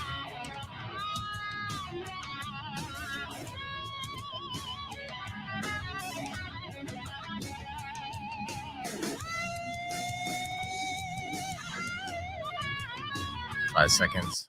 Oh, all right. We ready, guys? We ready? Rock 102.1 KFMA, welcome back to the show. It's Beefy Presents. As I get everything situated in a little bit, I'm going to have my buddy Derek in studio, and I'm here with the lovely Mari. Each and every Monday morning, she joins me, and every Monday morning, we like to do this segment where a celebrity or something comes across our radar, someone that may or may not need to be canceled. We got to put them on trial. Ladies and gentlemen, this is Cancel Court. Beef Vegan presents Cancel Court. I got courtside seats. I'm in. Who's on trial? All right, Mari's the prosecutor. You are the jury. 600 KFMA. I'll be your judge, and we're going to weigh in on whether or not this person should be canceled. Mari, who's on trial this week? Chrissy Teigen, which I guess it's like Teigen. It's Teigen. It's Teigen? Yeah. But yeah, Chrissy Teigen is on trial for being canceled. I thought we already canceled Chrissy Teigen. We did. She has more canceling to come. Oh, no. Okay. Well, what's going on with Chrissy Teigen? Okay. So, I mean, are you familiar with why she was initially canceled? Yes, I am. And honestly, I'm not surprised, but at the same time, kind of surprised. And let me explain. Okay. Well, okay. First, tell the audience why she was canceled. Okay, so stuff came up with she was saying some really nasty things to this teenage bride at the time, Courtney Stodden. Like, Yes, Courtney take a dirt Stodden. nap. Take a dirt nap. Not nice. Yeah, she was saying these things publicly on her Twitter and also sending her Privately, DMs telling her to kill herself. Right. That's just extreme and unnecessary. She said she would find pleasure in her death too, which is like a little intense. That is evil. That is Evil. straight up wrong. Yeah. Okay. Yeah. I mean, it goes beyond trolling. Like trolling's pretty mean, but like that's like real mean. So yeah, so there's that, which she apologized for, right? Yeah, but her apology is one of those half-ass celebrity apologies, or a lot of people are like, it doesn't seem like you've learned your lesson. You're just kind of saying sorry for the sake of having it be over with. Right. Right. To save face. But another thing too is like Courtney Stodden said that she never truly privately messaged her to apologize. Like Jason Bateman from American Pie. Yes. I guess nobody can find the tweets that he even tweeted about her, but he sent her a private message recently saying that he was sorry for the irresponsible tweets he sent that were not nice, and like really took ownership. He said because he was drinking, now he's sober, blah, blah, blah. But like really took accountability and privately, not over this like huge platform of Twitter like Chrissy Teigen did, you know? Right. Which is just a little fake. Yeah, absolutely. Not authentic. Now, but the thing with Chrissy Teigen, what surprised me about her getting canceled and all her tweets catching up to her is that she literally built her brand off of these tweets. So over the last 10 years, she was such a prolific Twitter user of using basically just from saying these comments and trolling people in real time that everyone followed her, so much so that the White House, that was the first celebrity account they followed, was Chrissy Teigen. And it's like, hey, you're following her and she got a big following because she's an ass. Right. She is a troll and she talks smack all the time and punches down. Yeah, not the best example. Right. And it's like, you guys shouldn't have put her on that platform to begin with. No. Or if you realize that it's like she got popular because of that, you can't cancel her now because of it. It's like, that's the reason why you guys liked her in the first place. Totally. True. Okay, true. It's confusing. This whole case is confusing. What else you got, Mari? So just like this past week, she came out and was saying how life has been so miserable and she's so depressed because she's a member of the Cancel Club. And if anybody wants to have a Cancel Club reunion, that to message her. And I mean, just kind of like, woe is me. You know, a lot of people were like, hey, you have millions of dollars in this $1 million house. Like, just chill out and don't be on the internet. You know, like just take some time. Like, why do you like even like bemoan about your canceling to the internet right now? Like, just take a break. That's the whole point of your cancel, is that you are too much on the internet. You're too much. Yes. So just escape for a little bit. Go play with your millions and your kids and your family and your mom. Make your food, you know? Right. Just go away. Yeah, nobody needs to see your husband, John Legend, eat chicken wings off of your butt anymore. Your time, you had a good run. I know. It's time to, unplug. Run into the sun. Run. No, that makes it sound like I'm telling her to kill herself. I know, you're on her level, beef. Yeah, no, I didn't mean it like that. But, no. All right. Like, go enjoy a beach somewhere in the sun, right? That's what you meant. Yeah, something like that. Type. Like the settings of the sun. I don't know. Yeah. Obviously, it's Monday, but yeah, I'll get to it. And honestly, in 5 minutes, I'll come up with exactly what I was trying to say, and it'll be brilliant and clever, but we'll miss the opportunity. Any other facts in this case before we go to our jury to see whether or not Chrissy Teigen should, in fact, be canceled and stay off of social media forever? You know, that's kind of the nitty gritty.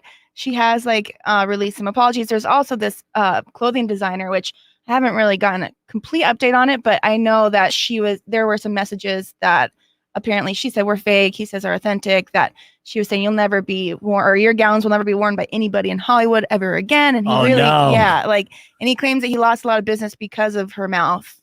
Oh, that she would privately say. Like, this wasn't even on the internet. This is like in the Hollywood circles. Yes, yes. So we are seeing as more and more information comes out of Chrissy Teigen that she is straight up just a garbage person. Not very nice. She's the type of person that says, do you know who I am? And you'll never work in this town again because I got so much clout. Right. I got newsflash for Chrissy Teigen. There's been plenty of Chrissy Teigens that have came and went over the years in Hollywood.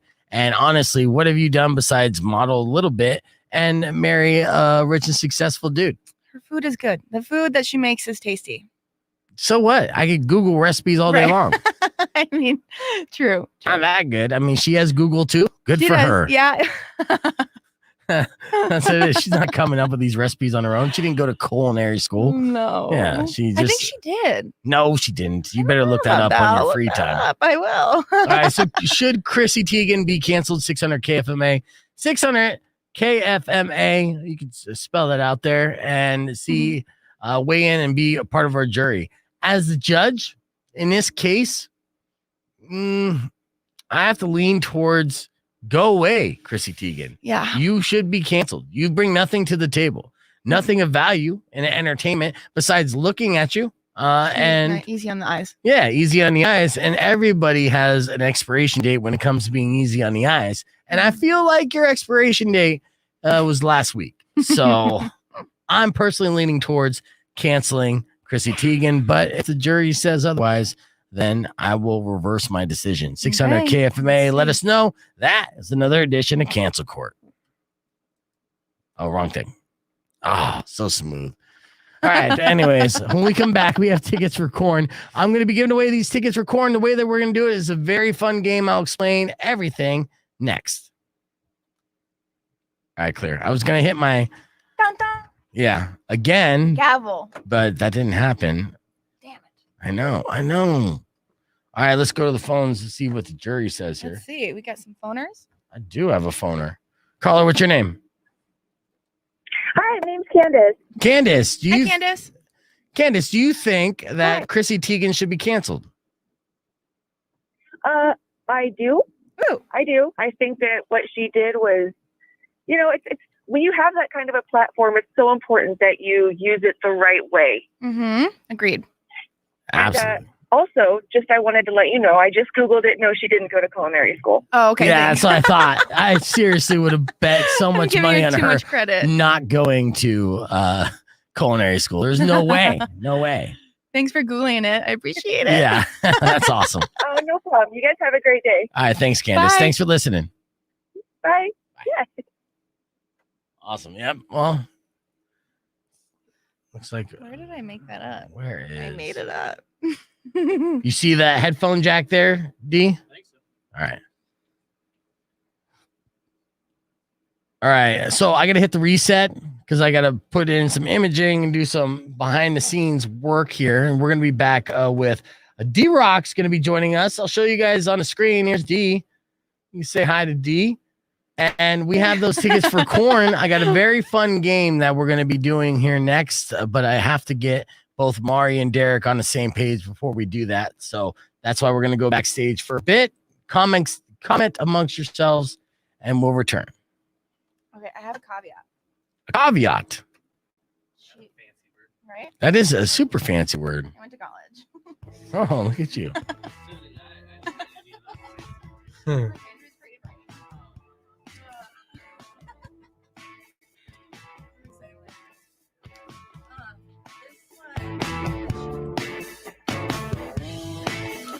A condensed program that does not count. That's bullshit. Yeah, it's like I'm a professional driver because I went to driving school for 8 hours. Does not.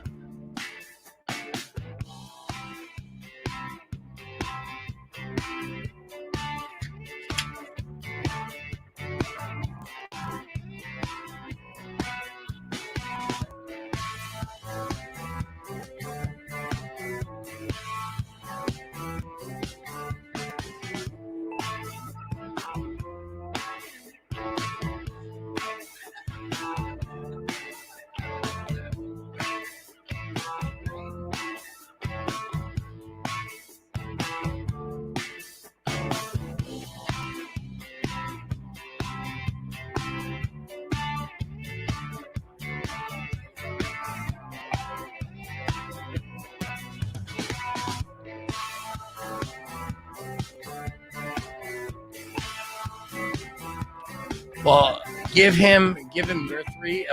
Write it. Oh, I gotta email you the show sheet.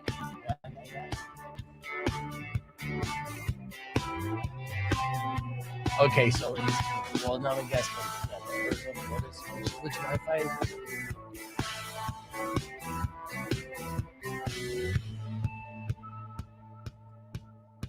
Oh, you're already on the show sheet.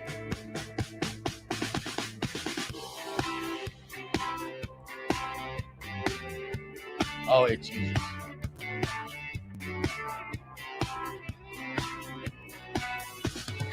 I know my mic is hot, Rick. No worries.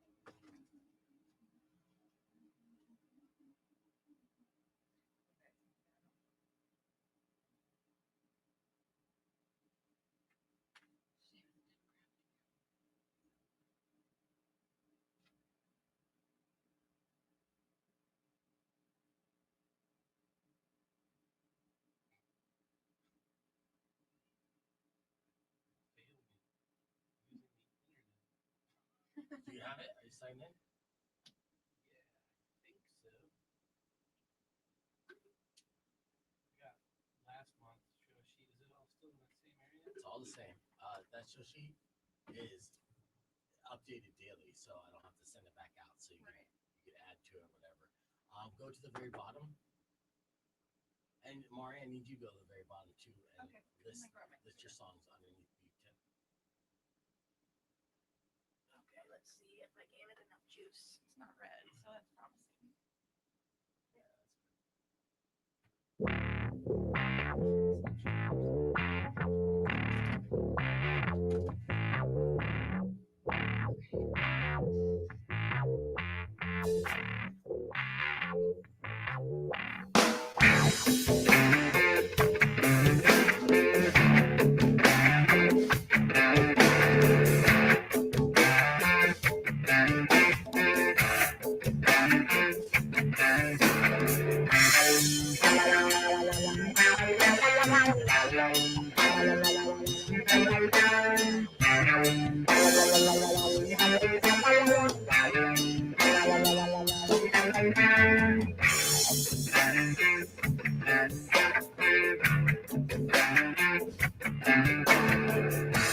I'm gonna do a lineup real quick, guys.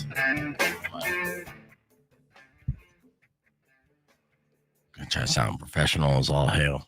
I'm gonna sound professional as all hell, guys. It's gonna be awesome. We are Tucson's rock station, Rock 102.1 KFMA, Oro Valley, Tucson, an Arizona Lotus Corporation radio station. Stream us on your cell, laptop, desktop, or tablet at KFMA.com. Rock 102.1 and the Tucson Roadrunners invite you to the NHL draft party this Friday afternoon from 4:30 to 6:30 at the Tucson Arena, the TCC. Come down for free snacks and soft drinks. Admission is free. We are asking for everyone brings bottled water for the Community Food Bank of Southern Arizona. There's going to be lots of fun and prizes as well. Get more details at KFMA.com. Now back to Beef Vegan. That sound professional as hell? Professional as hell, guys? Let me see it on the stream. Professional as hell?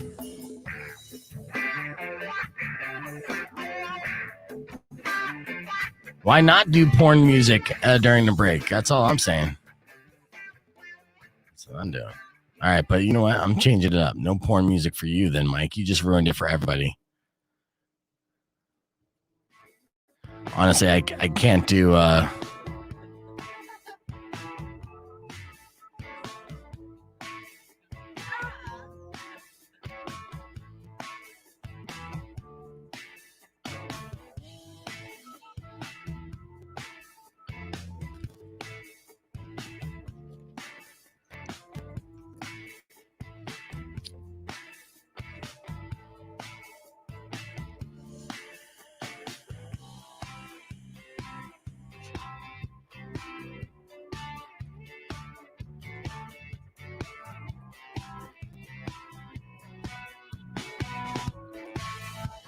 You can't hear this, but I'm jamming, guys.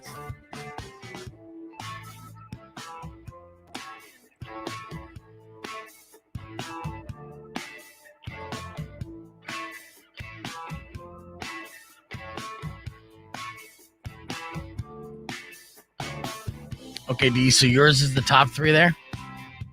Okay. Okay, no, that's good. No, 3 and 3. Look, 3 and 3 is perfect.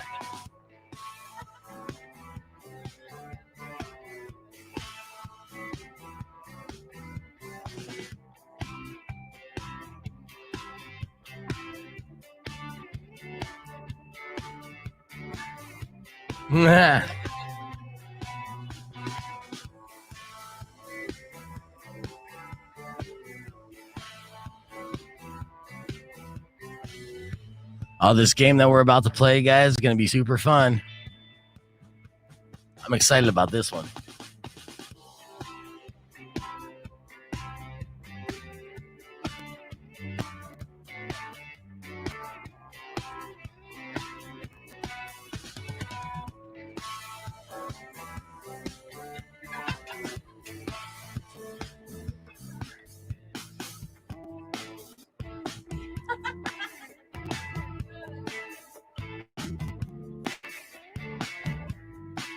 Ah, well, I was going to do 3 in a tiebreaker and just have Mari do the tiebreaker if that's the case. No. You already got 4. So, yeah. Yeah. So they're only going to have 60 seconds on the clock. So it's going to be difficult for them to be able to figure that out.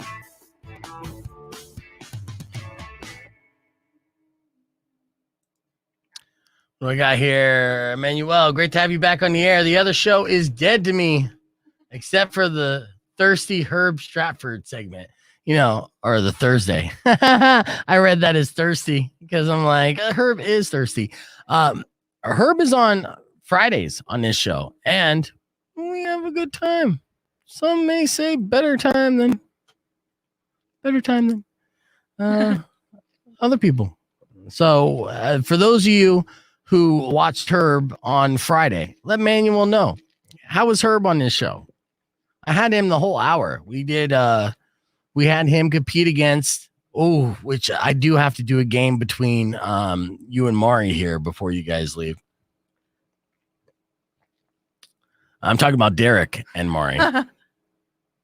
As the Beef Vegan Presents Competitive League continues. Yes. I'm starting to rack up the W's and losses amongst everyone. Derek, this is his first show. We'll get to know Derek at the 9:00 hour, like top of 9. And they could see you and hear you on the stream. So if you want to say good morning. Yeah, well, okay. Good morning. Yeah. I'm watching myself in delay, which is cool as hell. Because don't let it distract you though. When you don't see your mouth move when you're talking, it can throw people off. I'm over here just confused. First day. Yeah. I don't remember how to be a people. I haven't been around a person in about 3 months. Right. It's hard being with people. Well, it's not even for the quarantine. My wife keeps me locked in the closet. Oh wow. She's like stuff food underneath the door, like little snacks. She's just tired of hearing me talk. Yeah, it could happen. It was a full hour, but it's not just. We break it up in segments and we do different stuff with Herb and had a really good time with him. Him playing The Last Word against Powers, and then we talked about the movies that were coming out, and then we're talking about the things that are coming to streaming. So that's 2 different segments, and we talked a lot of Marvel. We nerded out on Marvel, so much so that the Razor came after the show, came up to Powers and I, in the hallway, and he was like, "That was so good," because he's such a Marvel super fan. Yeah, he is. And so he's like, "I was guessing along," and he nerded out, and I was like, "Absolutely, Razor," he loves it. I got excited about that because I'm like, I'm sure there was a lot of people, especially Marvel. I mean, that's something that so many people are into and know about. Good. Feeling the same way, so right. Enjoyed it. I feel like I was laughing a lot on Friday's show. Yep. And I'm not into the comic books, but my daughter is. Mm-hmm. So I catch a little bit here and there. So I felt like I could play along with you guys. Right. Yeah. Did you watch Loki? No. Loki's so good. It is good. I hear that. I rewatched it this weekend. I've been binge watching a bunch of nonsense from a long time ago. Mm-hmm. The stuff that I was supposed to watch back when it was cool. Right. So catching up. Like Breaking Bad. Hey guys, you ever heard of Breaking Bad? That's a classic. And there's this new show I'm really into. It's called MASH. Oh man. This is Hawkeye. His character. All right. 25 seconds and then I got to do a tease. Ooh. Yeah. So that's what I'm going to do right now. Like a pro. Got to work on my teases, they say. I agree. I agree.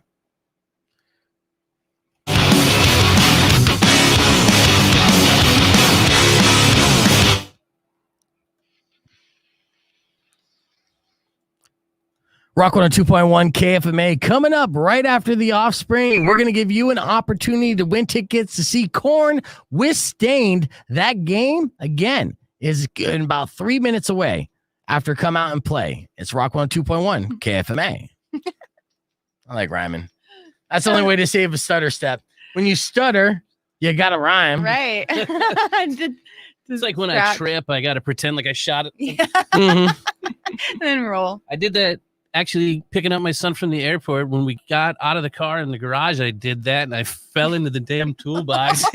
Oh, no. He was like, "What is wrong with you?" Dad. How could you trip in my presence? Well, and it wasn't even like I tried to make it look cool, so I just looked ridiculous, flailing around like a muppet. How old is he? 15. Oh, yeah. yes. My son just turned 2. Yeah, I was listening on. You got young ones still. Yeah. The good times. Yeah, the good times. Yep. They're not Before they get all snotty and opinionated. nasty.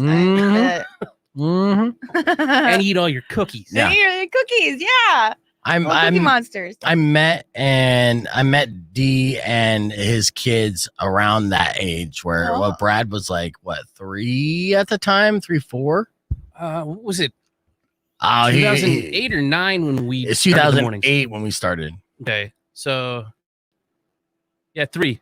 Yep. Yeah. Yeah, and we used to walk my daughter to the bus after the show in between recordings. Yeah. Nice. Adorable. Wait, is she older or younger? She's gonna be 20 this year. Oh, Yeah. wow. That's how old we are. And I feel old. It's like, When Jesus. you guys were talking about a hangover from 3 days ago, Yeah. I was like, dude, I still got it from 2009. Some show that we did with Dominatrix on a stage at the Rogue Bar. Yes. I'm still hungover from that. Oh. That sounds like that's a big hangover. You know, I ended up hooking up with that chick, right? No. Yeah. No. I did. Oh boy. I did. A couple times. She didn't get all dominatrixy on me. Okay. Yeah. Well, I'm Didn't just live up happy to the that we name. got one dude in a ball gag. Yeah. Wait, Shut him what up for a was this minute. show? Huh? What? It was a benefit show to save the radio station we were Oh, on. nice. Yeah. Because we're on a little indie That's a show station I'd go with to. like 12 listeners, and we threw a little benefit concert at the Rogue Bar. And yeah, got this dude Gas who was on the afternoons or later on in the mornings at the time, and got him to wear a ball gag, and we whipped him and stuff. At least he was a trooper. Dude, Right. yeah, he played along nice. It was That night, yeah, he ended up being like a rival at a certain point. Really? He blocked me on all social media, and because he would be lazy, he wouldn't try, and he's been doing this radio thing forever, and wasn't building an audience because he would just be so shitty at it. And it's like, dude, you're just getting stoned before every show, and you're just rambling, which I kind of do. So I can't really say too much, but I have, and I attempt to not be his program director, but at least like help him out. And he took offense to that. No good deed goes unpunished. Let me tell you. sure. All right, let's get into this.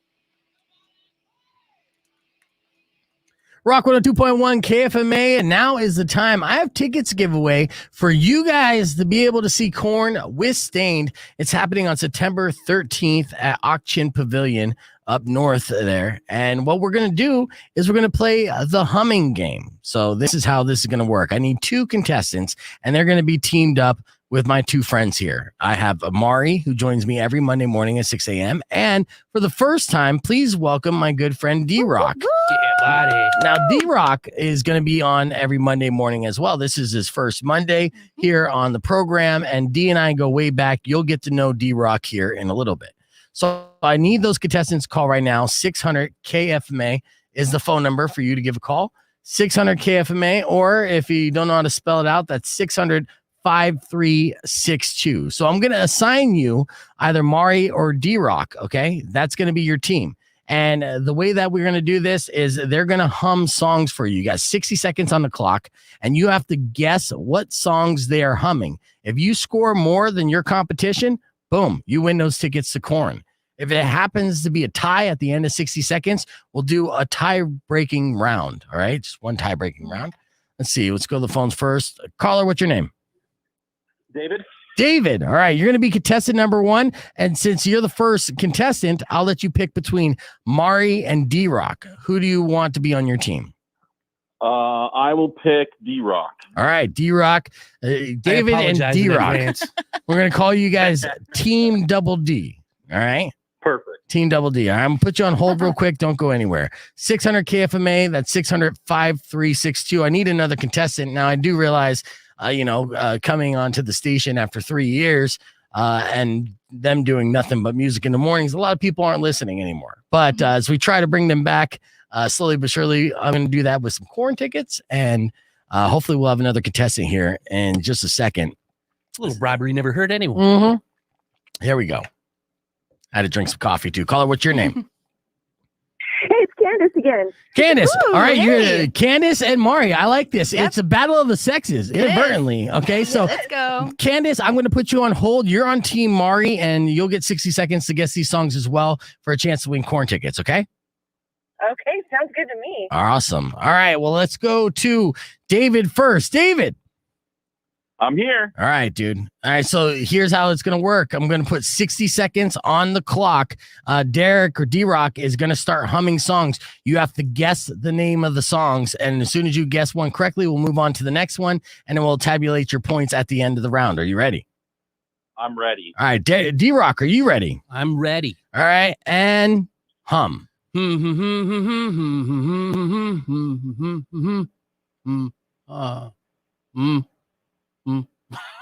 David, you got any guesses so far? clue. All right, go on to the next song. Next song. I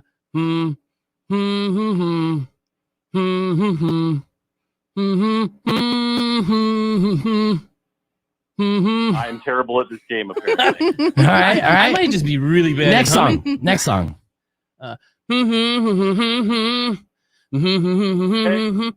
Is that the song by the Monkees? Hey, hey, we're the Monkees. That is correct. That's 1 point. You still got 30 seconds. Go back to another song. I don't even know if this is right. 20 seconds. Yeah, I got nothing. All right, next song. Go. 10 seconds. Yeah, I guess I'm only getting one. Yeah, keep going, D. Help David out. Team Double D, let's go. Oh, all right. Time is up. David, you only got one right, but let's see if one is enough for you to win these tickets to Korn. Hold on for me, okay?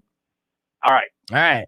All right, D, you did terrible there. Horrible. Maybe you shouldn't I'm so bad. try to do these deep tracks here. All right, Candace, you still there? I'm here. All right, Candace, I got good news for you. Derek and D-Rock only got one right within the 60 seconds. So that means all you have to do with Mari is guess 2 of her songs with her humming. Do you think you can do that? Sure. I think you can too. All right, Mari, I'm going to get the clock reset. And you got 60 seconds on the clock. Start humming now.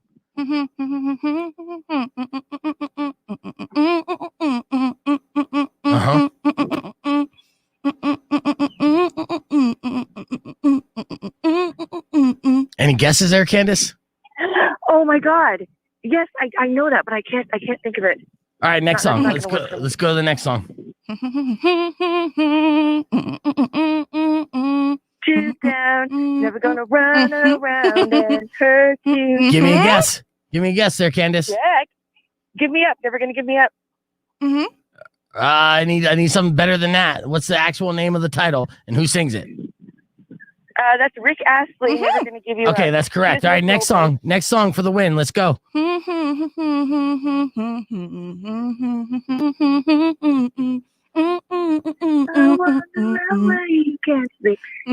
Oh no! Oh, she gotta give me the answer before the time runs out. That's Wait and Bleed by Slipknot. That is correct. Oh, we got a winner! Oh!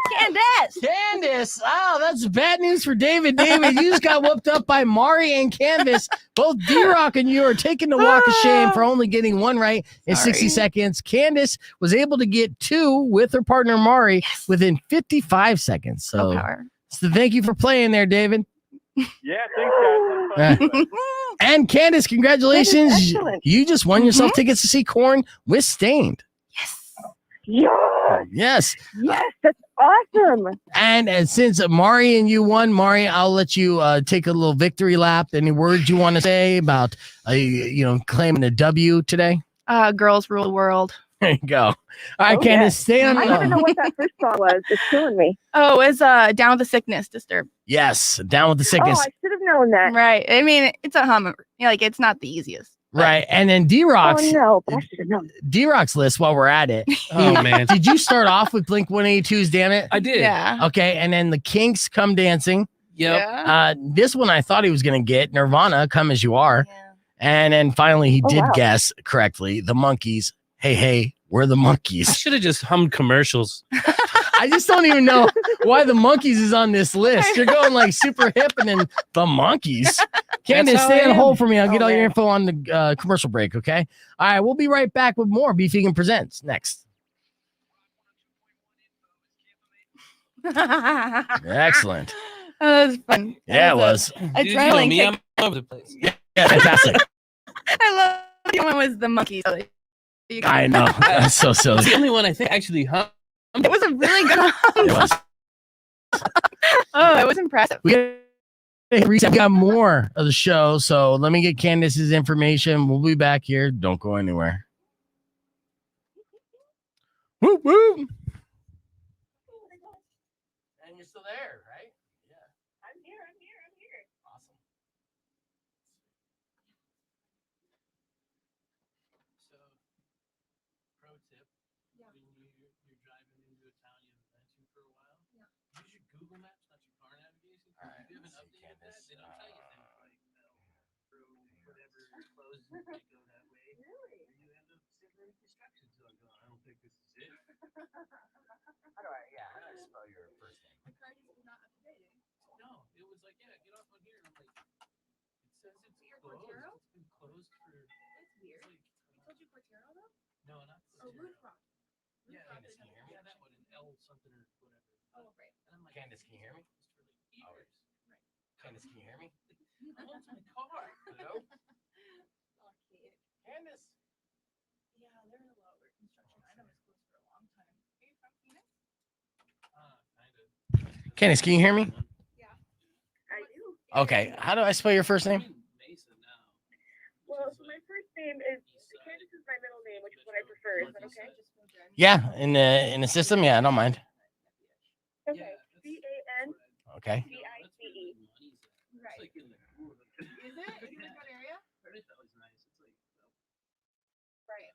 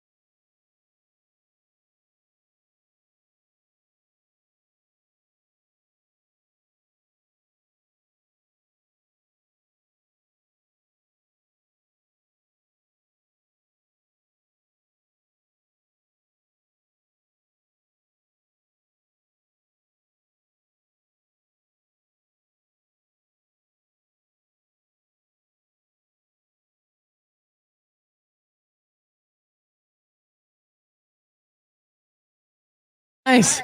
Oh yeah, that's just being mean at this point, really. But I like it. In case Chrissy Keegan ever calls in. That's true. Thanks, Candace. I appreciate the call. I appreciate you listening. Thank you so much.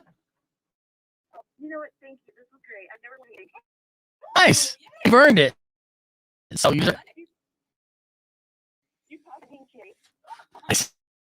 I always like being the first. So you have a fantastic day, Candace. All right, bye. Did you guys hear that? I popped her winning cherry. Like, what? Dirty. Mm-hmm.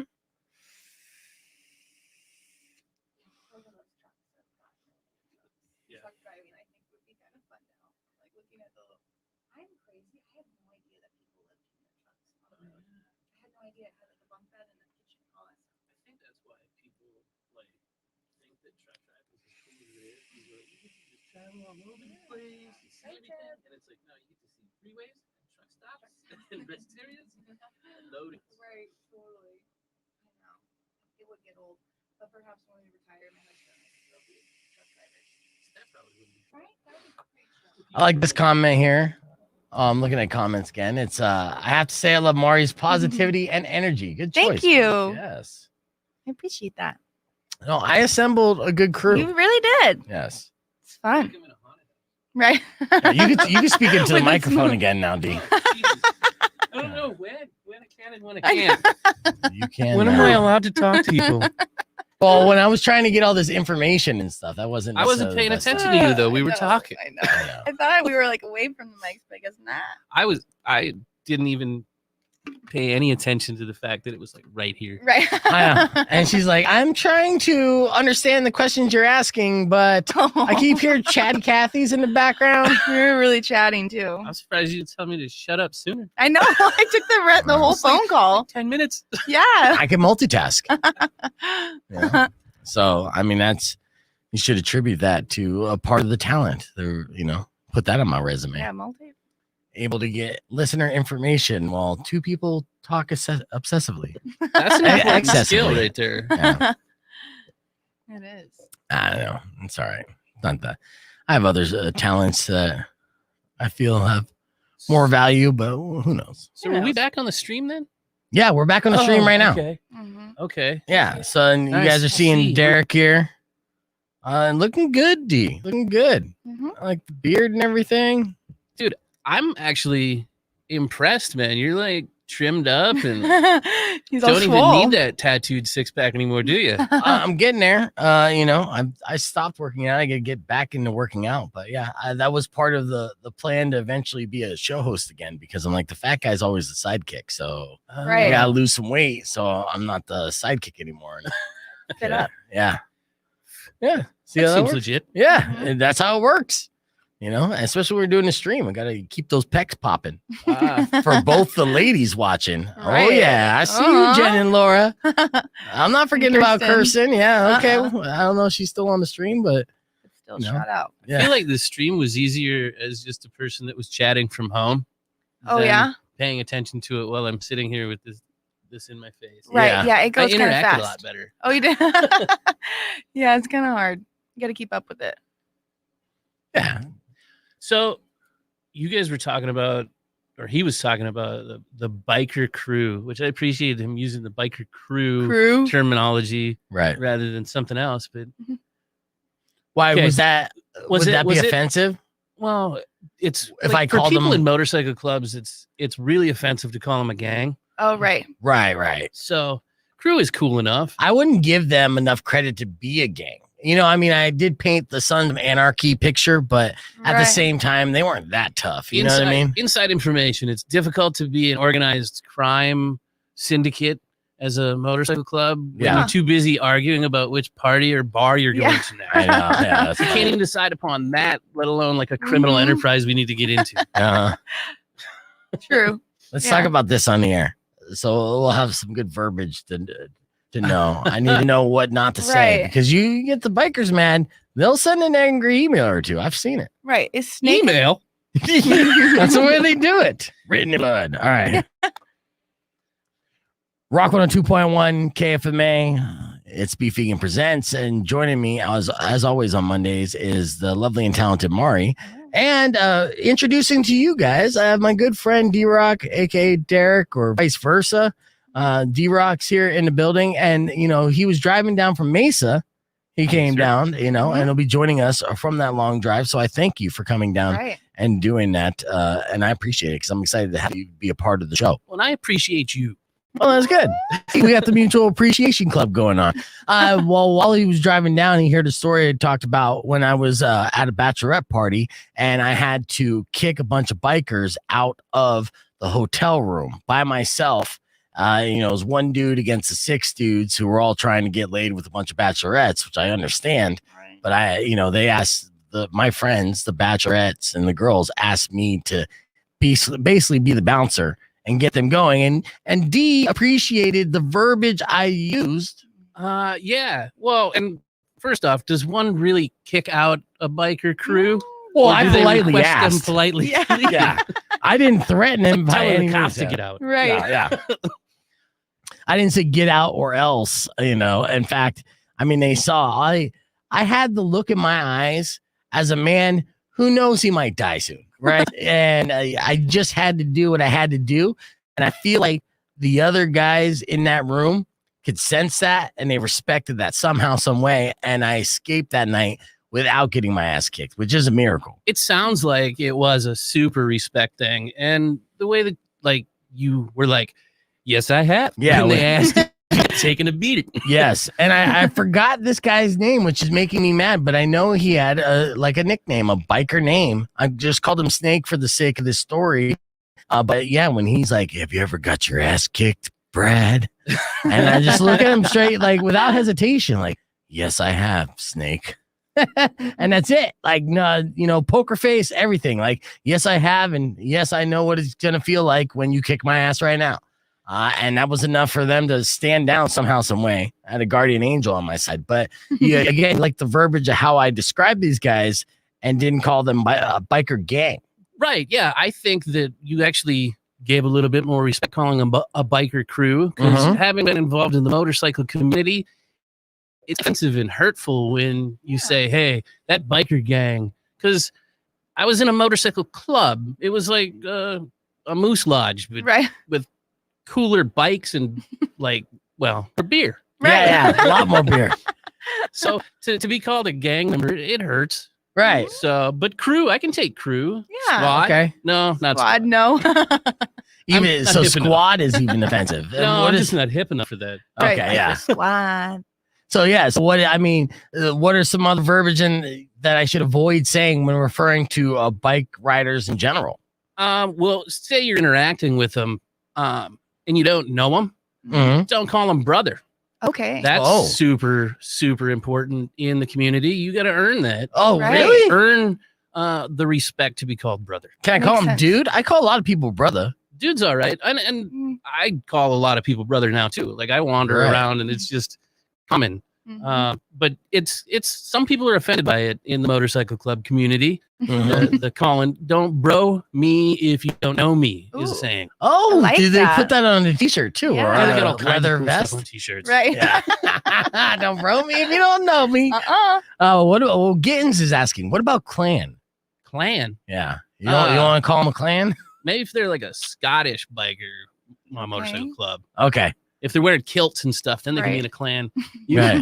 might want to be careful with the use of clan these days. Too. Yes. Yeah, I know. Yeah. Get canceled. Right. All right. So the two things we learned so far is that you don't call a motorcycle crew a motorcycle gang. And you don't call a biker if you see him wearing like colors or a vest or representing his crew.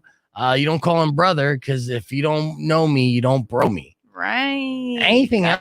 I'm learning because again, like I've been in a situation where a colleague of mine offended the biker community by saying a biker stereotype, and they came full force, with the whole cancel movement. They were gonna start riding around the building. Wow. Oh man, that could get noisy. Yeah, I mean, it could sound amazing though. For a radio station, that's bad news. It have is. a bunch of bikes just circle a radio studio. So yeah, anything else that we should know moving forward? I mean, we're motorcycle enthusiasts, and just like everybody else, there's different sizes and shapes and colors and personalities, and you just treat it like that when you're dealing with them. Right. And Jen says you don't call them outlaws. Not unless that's the name of their club. Oh. Traditional 3-piece motorcycle clubs. And Rick on the chat says, don't say Yamaha rocks. Are there any bikes that you shouldn't be proud to have or own while talking to somebody in a motorcycle crew? A broken one. Oh, a non-running yeah. one. Yeah. I got respect for anybody that rides anything. Unless you're like all dressed up in your Harley garb and you're rolling on a Honda. Yeah. That's a little ridiculous. I've seen that on the trip down to Tucson. Really? The dude was all leathered up, wearing Harley from head to toe, helmet and jacket and chaps on a Honda Goldwing. But I don't fault him. That's like riding a couch. Right. Comfy. There you have it. There's the do's and don'ts when talking about and talking to bikers in general. I say bikers, I feel like bikers is almost offensive. Those who ride the two-wheel vehicles. Motorcycle enthusiasts. There you go. Motorcycle enthusiasts. Right. See, we're learning something new each and every day. We have more information that we want to share with you. When we return, I have a story about 3 women who were cheated on by the same guy, and then what they did, the bond that they had, all being Eskimo sisters, and the adventure that followed. That's coming up next. Clear. That's the new hot show, the Eskimo Sisters. I love it. Coming to you. On the Adventures of WB. Eskimo Sisters. I didn't know that was a term. Dude, I ran out of stuff to talk about. I was like, oh. Well, that was No, good. you That was did it. all You the did biker it. information that we needed. Yeah, we needed that. I did not really think about the brother thing. I mean, not like I call bikers brothers, but I do say bro a lot. It honestly really depends on who you're talking to. I never cared. And it's like, it's the weirdest thing where they're like, oh, bikers can't do this and they can't do that. And it's like, well, that's neat. Right. Because I'm a biker. Right. And I'm doing that. Yeah. So there. And my husband has Triumphs, but Those are nice. Yeah. Triumphs, BSAs, all of the English bikes are pretty dope. Little fancy guy. My buddy had a Triumph like adventure bike with like metal cases. It was like almost an enduro type thing. Like this. All proper. But dude, it looked cool because you do like me on the way back from Tucson. You take one of those roundabout turns too fast, and your little throttle screw gets stuck. Right. And you downshift, you speed up, go off the edge and through the desert. Whoa. It's easier to do on an enduro than it is on a street bike, but nice or bad. What kind of bikes do you have? None now. None now? Yeah, when I retired from the club, I wandered away. Yeah, totally. Well, they're kind of dangerous. As a daddy. Well, I got one of my best friends is in a coma right now. Right now. no. Yeah, I That know. sucks. Well, it's just drivers they don't pay attention. They don't see them. And like, they just easily fall into a blind spot. And Oh, yeah. Well, there's stupid interchanges all around like Tucson and Phoenix too, to where it's like you're getting on the freeway. Well, 2 people are getting on the freeway, and then Totally. you're getting off the freeway, and you're all using the same lane. Same lane. Yeah. So I would get so close to being killed almost every day when I'd ride to work up in like North Scottsdale that I just was like, no, Totally. I'm going with the 4 wheels. Yeah. Gonna stay in my box, my metal box. Cars trip me out though. It's pretty nuts that we've created these like little boxy machines that just take us from one place to the other, and they can get us pretty far. Right. Well, and they're so quiet and And so you nice now. You have no idea that you you're have doing no idea. 95 miles an hour. Totally.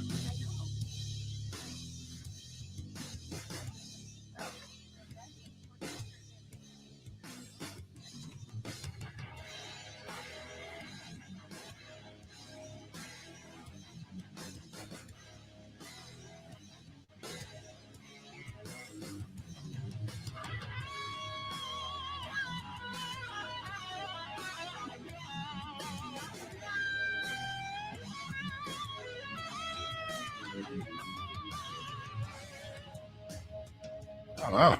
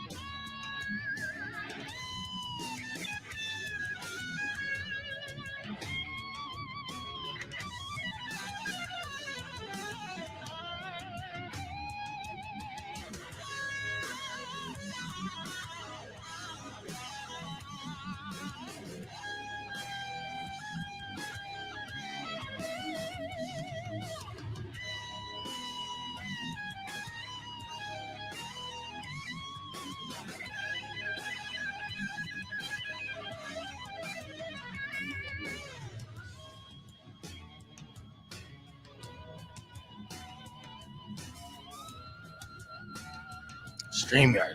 Here, I'll invite you. Here, I'm sending you a link and then adding you in. She says streamable.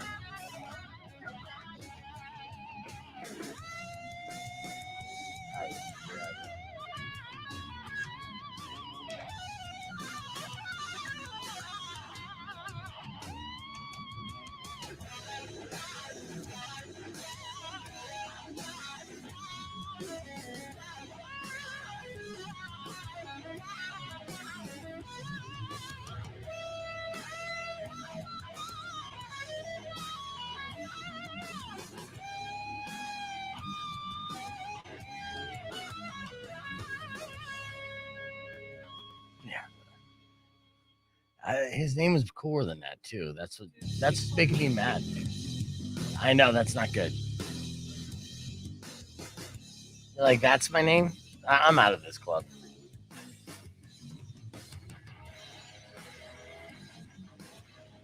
Oh.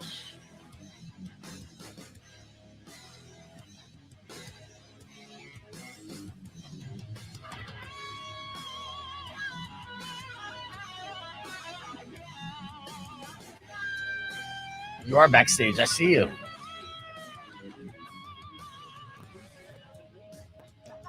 That's true. I remember that story. So this friend of mine was hosting a morning radio show on another station. That's this guy. And somehow I ended up with the phone number to what's his face from Cake. Oh, wow. And, I was at this Cake show. And I was hanging out backstage. I was drinking a lot. Mm-hmm. I was hanging out with the sound guy. I don't know what the hell happened, but I came out once and the security guard that worked there was like, "No, you can't go backstage. Come back and all night."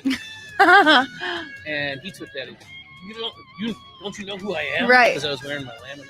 Mm-hmm. And I was like, "No, I've been hanging out back here all night. I need to leave." He's like, "Let's talk to Donnie." And I'm like, "Oh, yeah." Mm-hmm. Yeah, Let's do it. Yeah. So there I am, drunkenly rambling about mean things to Donnie about his venue, wearing a laminate to the station that I work on, while people are rummaging through the station's prize van. Oh, no. Yeah, it was bad. I don't actually remember a whole lot of it. But they told me that I could go work on another station if I wanted to. Oh, no. So I did. Yes. That was the nicest way to say go screw. That was rough. Dude, it was, yeah. I was like, oh no, he didn't do that, did you? So I don't drink no more, man. Right. I know. I try my hardest to never say, do you know who I am? Or even But you allude to didn't. it. I didn't You mean did. to. Wait, No, so you it actually was- did say those words, though? No, but it was But you said, perceived. I've been back there all night. I've been Yeah. drinking back here Right. all night. Although the backstage at the Marquee wasn't anything impressive.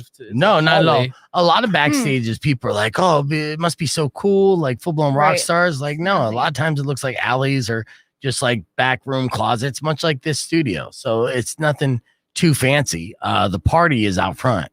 Like on KFMA days, right? They're just like, oh, backstage is so much fun. Totally. It's really not. I mean, I Nothing kept to popping write out home into the about. crowd to, get loose. To be fair, though, backstage at a festival Can be. can be amazing, especially when you're wearing another morning show's t-shirts at a station and you just wander back there without passes Oh, Yes. how funny. and just do whatever you want. Right. That's how I Go got on to stage? interview Fat Mike from NoFX. Yeah. Really? Yeah, Derek and I, we snuck into Oh, that's cool. Was he Edge nice? Fest.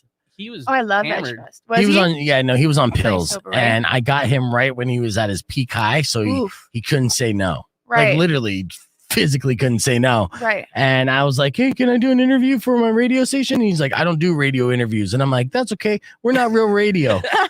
And he's just like, he had no response to that. He's like, okay, all right, yeah. Dude, it was a good interview. I mean, Was besides it? the It wasn't that in good. the background.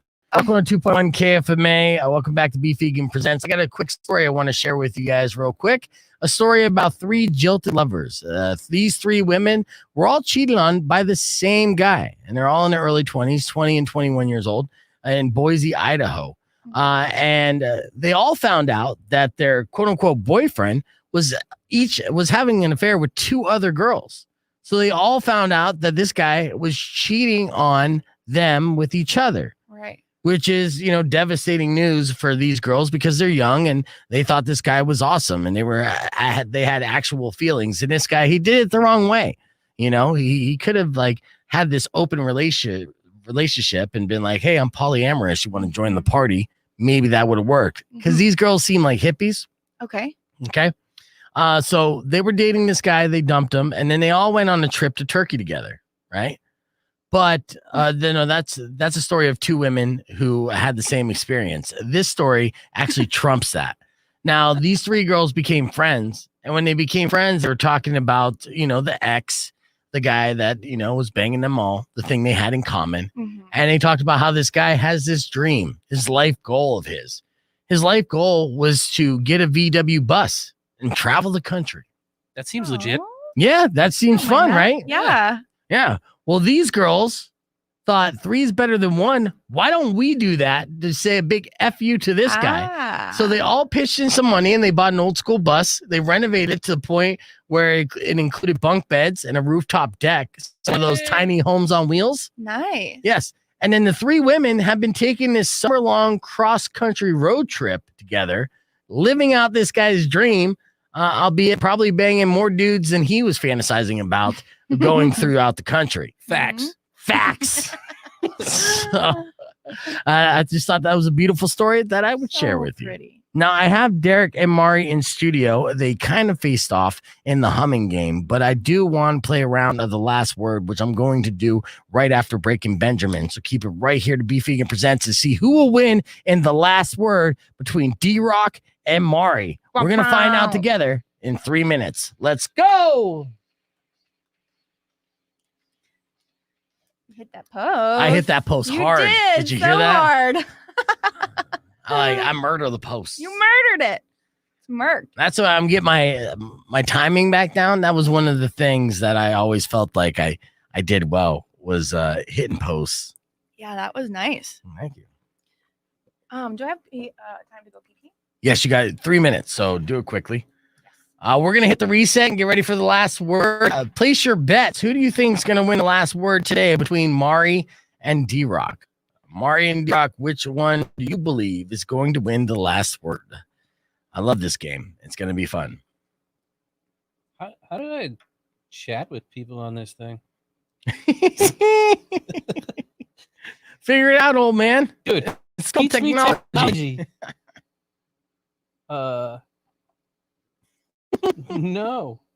Okay, so from backstage, do I log in or something? I can see the comments. I don't know how to type. Yeah, you're not connected to anything.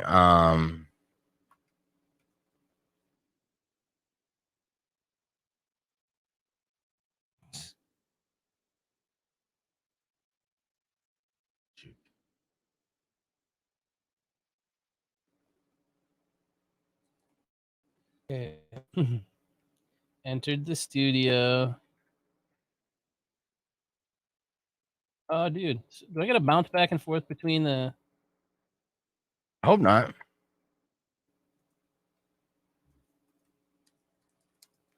And I can get your face on here, too. Dude, have you heard of that Liquid Death, though? Yes, I have heard of Liquid Death. I was just commenting on the stream. Mike says, is it just my feed or does Beef sound like he's using auto-tune on occasion? It's totally your feed. And I think it's my computer. To be honest with you, Mike, I think we have to upgrade computers. I don't think this computer that we're using, which is probably from 2005. You want to get that? Technology? Yes. How do I chat from here? So, Did it fall down? Yeah, it's been all day. I don't think you can chat directly unless you're on that Facebook one that you were on. Okay. I don't know, right? You can't type in on the streamable. Wait. So I did that, and then that's for all. That's yeah. Mm-hmm. So to chat with them directly, you can talk to them. I'll just pop over here. Yeah, you can pop over here to them typey wise. 35 seconds. Oh, so this is the last word? This is the last word. Okay. Do I need I'll just go with it? I'm a little terrified. Yeah, be terrified. You're fine. It's gonna be great.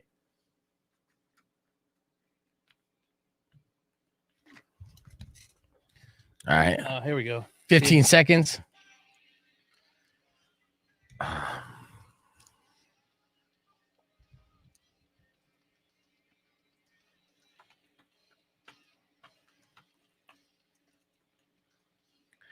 Rock 102.1 KFMA. One of my favorite things to do with my friends is play games. And we have Mari versus D-Rock. They're set to face off in a round of The Last Word. It's a game that we play. Basically, I'm going to give you a topic. We'll start off with one of you, and then you're going to go back and forth giving me an answer until 30 seconds is up. Whoever gets the last correct answer at the very end of the round will score that round as a win, and the best of 3 rounds will win the game. Also, you can't repeat anything that your opponent has said in this game. Okay. So all that makes sense to you? I guess. Sure. Okay. Well, we'll start off with Mari. Ladies first, because technically she won the humming game. I did. Yes. So she's already got 1 win over Derek. Let's see if she can go 2-0 or Derek can tie it up. All right. The clock will begin when I finish saying the topic. Okay. Okay. Here we go. Name a movie that stars Tom Hanks. Good. Oh man. Castaway. Castaway. The Terminal. I see. Terminal, yeah. Just pretend like you don't know stuff. Right. Time. Right. Back to you, Mari. Okay. Wait. Another one. Yeah. Keep going. Forrest Gump. Yep. Wait. No, we go back and forth. Big. Yeah. Yeah. Okay. Derek did big. All right, Mari, back to you. Okay. Can I do Forrest Gump again? No, you can't repeat you said the same Terminal. thing. Oh, I didn't know that was a movie. All right, time is up. So Derek scored the first round because Mari was talking herself through the entire game. All right, so round 1 goes to Derek. So yeah, as you know, you give one answer, goes to the next person, back and forth. You can't repeat answers. Right. And whoever gets the last correct answer wins the round. Okay, Terminal threw me off. I don't think I've seen that movie. Yeah, it's a good movie. That was a good answer, Derek. Gotta go rent Just it. popped up on the streaming, trending thing on my streaming thing. There you go. It must be on Netflix. Yeah. Here we go. Here's our next round. The clock will begin when I finish saying the topic. Wait, who goes first? Derek, you're going to go first. All right. One. Name a food you eat with your hands. Chicken. Hamburger. Chicken. Hamburger. Fries. Chicken Fries. nuggets. Chicken nuggets. Hot dog. Candy. Candy. Potato chips. Okay. Popcorn. Popsicle. Okay. Cheese. Okay. Ice cream cone. Okay. Cookies. Okay. Correct. Okay. 5 cucumbers. Okay. What? Yeah. She just takes the whole cucumber. Do you even bite that thing? All right. I'm going to give that round to Mari, even though the last answer was suspect. I'm surprised you guys didn't say pizza. Oh, yeah. geez. That was right there. Yeah. All right. Here is the tie-breaking round. The score is 1-1. Whoever wins this round wins the game and gets another W on the board in the Beef Vegan Presents Competitive League. All right. The clock will begin when I finish this. And again, Mari, you are first. Okay, got this. Name a word that ends in the letter Y. Baby. Baby. Candy. Okay. Brandy. Okay. Pressure. Boy, yeah. Dandy. Dandy. Good grief, she's just on fire. 10 seconds. Play. Yep. Say. Way. Hey. Cray. No, I'm not gonna allow Kanye West slang in this game. So, with a score of 2-1, give it up for your winner, Mari. Oh, D kind of cracked under the pressure, but hey, she's firing out the Y's. Oh yeah, I got it. I got my groove. And she's Got my rhyming groove. too. Mhm. Good job, Mari. I'm going to put another W on the board for Mari, and that means Derek is 0-2 to start off the week in the competitive league. But I'm sure you have plenty of time to turn it around, D. Okay. Coming up in the next hour, we're going to get to know Derek a little bit more. Plus, we're going to debut a new segment. We got a news department now. We're going to debut the Naked News. That's going to be happening at 9:30 as well. So stick around. It's Beef Vegan Presents. Clear. That was fun. Yeah. I love games. I know. Who doesn't love games? So you count that first humming game against me? Yeah, I did actually. I did. And the reason why I counted that humming game against you guys, because it honestly was a good competition. It was good. Yeah. So now there's 2 games that we nailed. Uh-huh. And I still get credit for my call-in win, though, right? Yeah. I mean, I might be able to give you one. We'll talk about that later, depending on how many games you lose in a row. I might give you a sympathy win. Right. Yeah. I want to give you a sympathy W. A sympathy W. That's kind. Yeah, but not yet. Right now, you're big 0-2. Okay. Big O. Loser. Yes. Ooh. Oh, highlight of my month. Oh, it's still young. The month is still It's young. still young. Is it, though? It Hey, is. what is the day date? it? What I It's the know, I'm like, 19th. oh, Unless my computer's wrong, which could be a thing. no, you're correct. Bad at technology. Yeah. Oh, today's my niece's birthday. I gotta say happy birthday. Thanks for reminding me. Whose birthday? My niece. Oh.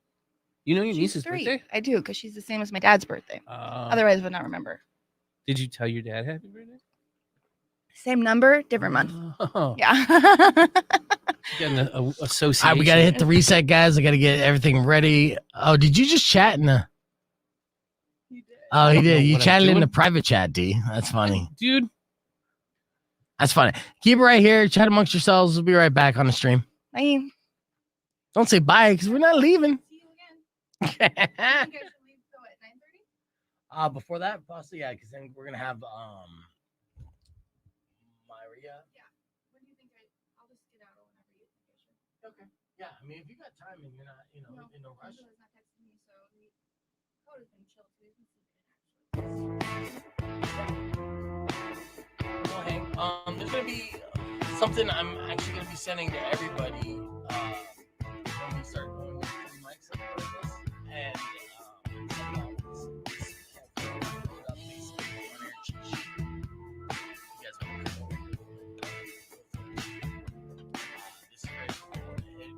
together because this is basically like morning show calling. Right? So like as we move forward, keep the mics full, mixing and matching it. It's important to know right? And how we play it. Essentially just do those 3 mics. 3 mics, like the host, all the housekeeping and stuff. Second mic is the control, just to bring us the third mic is segment. There's basically 2 different types of segments that we do. Exception there's informational and there's conversational. So some segments are designed to put in and out, right? So there'll be times when it's just the 2 of us. Where I'll be like, okay, I need you to do third mic. I need you to do audience. So I react if something's funny, and then come back to the pick comments. And then there's segments that are like, this is something. And do all that. And when we're 3-person setup, either it's an opener, so that more like a segment that's kind of like everyone's like segment, Mark, right? So we're gonna assign roles into each segment. Okay.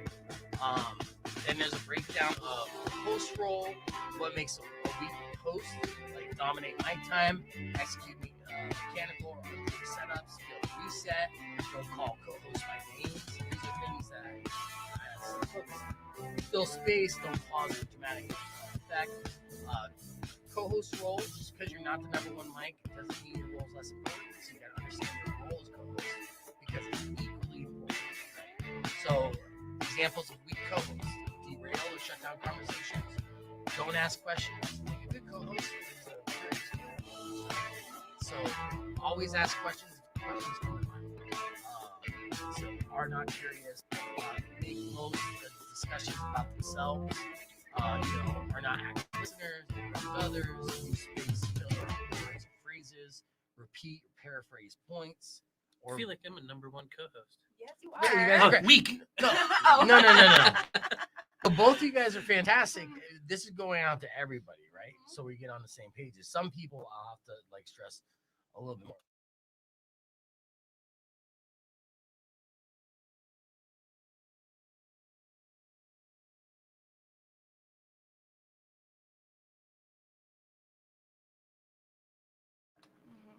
But yeah, so I'm gonna be emailing that out, and there's some links with some examples if you guys want to check it out, and you know, and ensemble roles and stuff like that. So this is a 3-page basically cheat sheet. Cool. Right. Yeah, and yeah, I think this will help everyone, and it helps me too. You know, I had some idea what I was doing today. Right. well, you have a good We're instinct, organic. and we have history on that, but yeah, and then there's roles, even though I'm still doing the housekeeping and keeping the time, which is one of the most important things that the host does is keeping everything on time and keep things moving.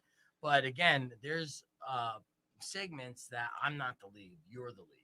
You know what I mean? Like say when we go into like dirty DMs, or if there's a story and stuff on the sheet that you're delivering, you're taking the lead. And so I'm the co-host, but then I still keep the time. So then we keep an eye out for visual cues and stuff. You're the fourth guy. Yeah. All right. Did you guys hear all that? Yeah. Are you guys just creeping on? Oh, you were showing a bunch of cleavage on the screen apparently there, Mari. So that's good. They weren't they weren't eavesdropping. They were too busy just being like boobies. Yeah. Which is good. And I'm glad that you add boobies to the stream, and it's not just mine and D's. You're spectacular. Very voluptuous. But big shirts. I don't want to, you know. Really I turn don't on get any people dirty too much. DMs. All my dirty DMs are bots, just like normal people. Oh man, bots are pretty crazy though. They say some weird stuff. Mari 2-0. Oh, you know what, D? I did give you a win. Yeah. Yeah. I took out Yes, you're right. Lance, I think. Yes. Oh, you Called did? in. Uh-huh. Yeah. What was this on though? Huh? Which I called in whatever day he was on. Wednesday? Wednesday. Oh, that was the Mucho. Wait, I didn't. No, that's for score report. That was Wednesdays. Oh, that was with Matt, huh? Dude, that score report was I hilarious. know. I keep meaning to watch it. I haven't watched it yet. Yeah, Todd doesn't want to do one. I gotta talk to Todd. I feel I bad. don't Like I wanna can't do even one. do a score report. I've been married. I know. 21 years. We'll reach way back. I don't know. Be like a grandmother, like, oh, Derek, it was way back That in the 19th or the 20th century. That would work because in high school I did date some older ladies that would be like Grandmas right now. 50. Right. Yeah. They probably have some good things to say. Yeah, here's the rundown as far as the league. Matt Man is at 500. He's 1-1. Lance is 1-2. Aaron is 1-0. D is 1-2. Mari is 2-0. Yes. Oh, look at just like that. She took the lead. Todd is 0-0. Bo is 0-0. And Emil is 0-0. Powers is 1-0. And then Herb, Stratford is 0-1. So, yeah, the lead in the league right now is Mari. Yes. Yeah. Just like that. I like to hear. Mm-hmm.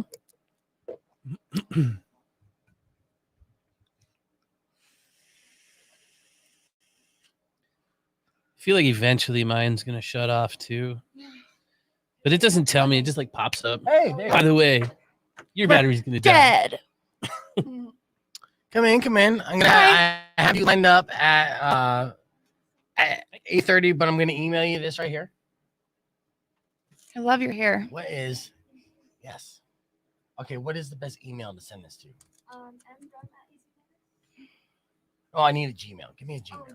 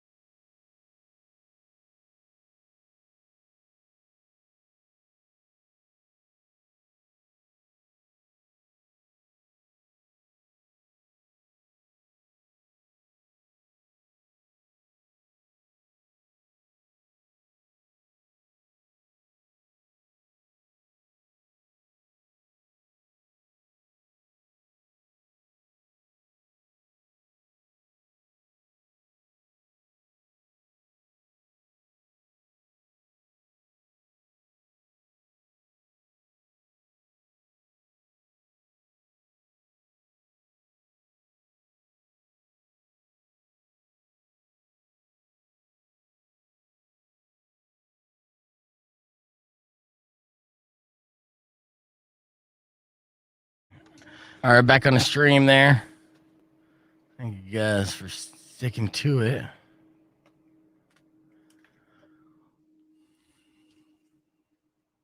Good news for scrub dudes. Just kind of looking through. D, you look through the show sheet? Huh? Did you look through the show sheet? Yeah, but I'm, behind the times as usual. I keep getting stuck in this picture Of the OnlyFans girl. Yeah. Yeah. I reached out to her via Instagram to see if she would be interviewed. Right. But she hasn't responded yet because she's in Mesa. She's in your neck of the woods. Get out of here. Yeah. Dude, But yeah, this story is super viral. We could talk about that briefly before actually we'll do that before a little get to know you. Yeah. Time flies when you're having fun, Time man. flies.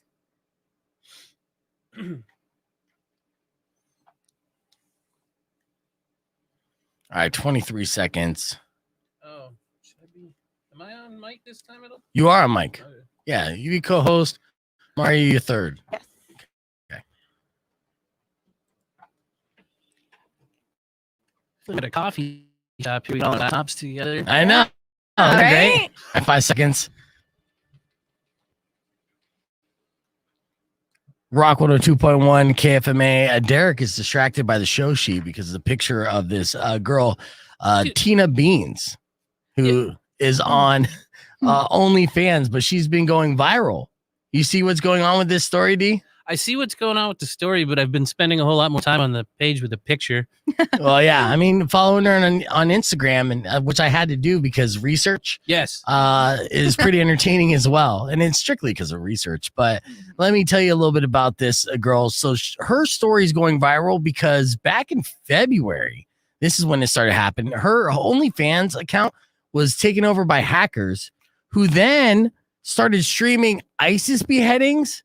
And then called, like graphic stuff. She actually shared a video of one of the things that was on her OnlyFans page that was posted by these hackers on her Twitter. And Twitter doesn't censor anything. Right. Oh yeah, and it was I couldn't unsee it. It was very faces of death. Why would she? She shared it. She shared it in a way. It was like, look what's going on, guys. She was screaming out for help because this was her money. She would make extra money. It was her side hustle. She works in a dispensary full time.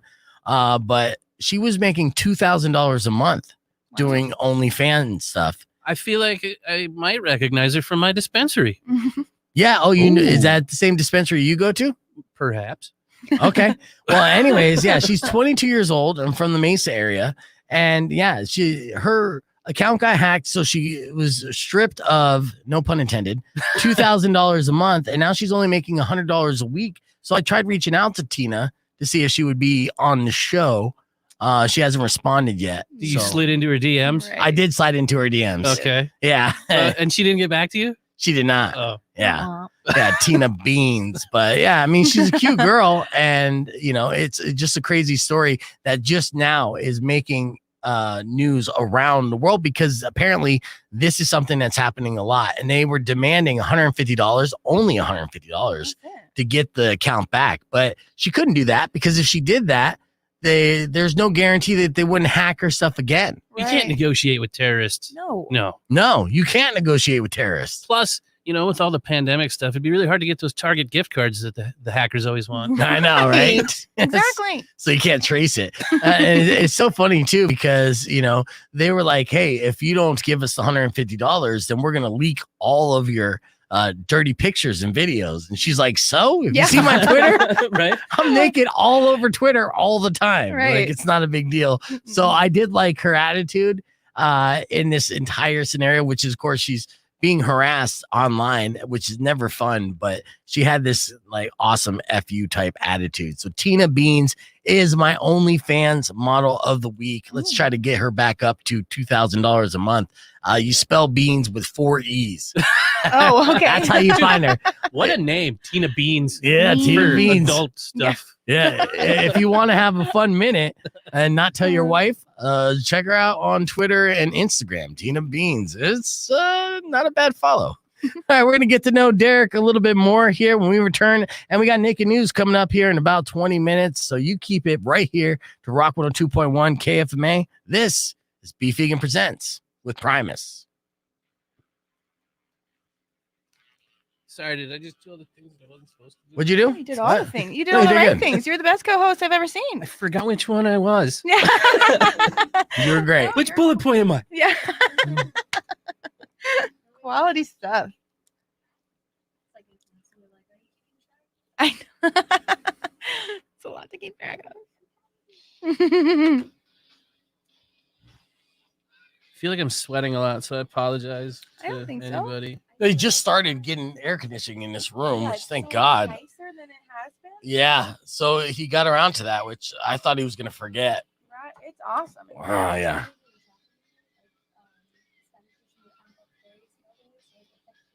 Yeah.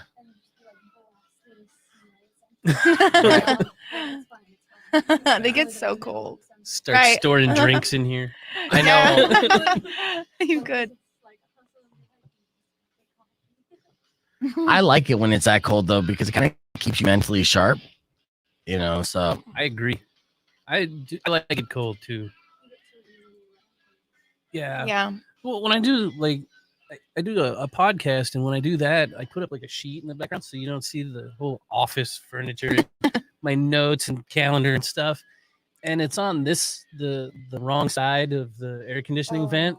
So for the whole hour that I'm in there, I'm just like dripping Yeah. sweat. And you wouldn't think cheap dollar store sheets would block heat. Yeah. Yeah. There's nothing worse than trying to remember what you're supposed to be talking about when you've got sweat dripping into your eye and then down into your mustache.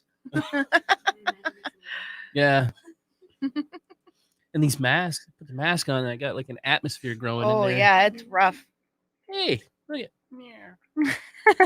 What? Yeah. What do you go? Drum? Okay, good. Well, I was concerned because I know I butcher your name every single time I attempt to say it. I don't use my real name. Yeah. I just use drum because I got the very fortunate draw of having. Yeah, it's a super cool name. It's like so hard for a gringo like me to be able to pronounce it even close to correctly. Yeah. Right. What if I called you Mia Drum? What about Mia Drum? Just that's for traffic. Oh yeah. Fraser was like, he's all like have a name that's a little bit more like professional. I was gonna use Miguel drum, but then that was like, those are crazy out there. We thought we should use it. That's Right. true. There are crazies. They're all on the string. I'm just kidding, guys. this one right here. Yeah. Yeah. That's how I got into radio, stalking radio people. Right? Yeah, that's true. A good way to get a job. No, he's not lying. No. I did hustle Mom Shy for a job. I was like, so are you gonna hire me? He was like, Yeah. I've been turned down to work for this station like 4 times. Have you applied for this station? Yeah. Yeah. Did you apply for the same time I applied to get the co-host job for Sponty? I applied to be your co-host when they thought Schmonty was leaving. They Before did he- have that. Yeah. They did have that for a minute. Yep. Yeah. I was And like, then they dude, we're gonna be pulled back it. together again, like when it first started. Right. And they're like, nope. Mm. Right? Oh, it was so fun.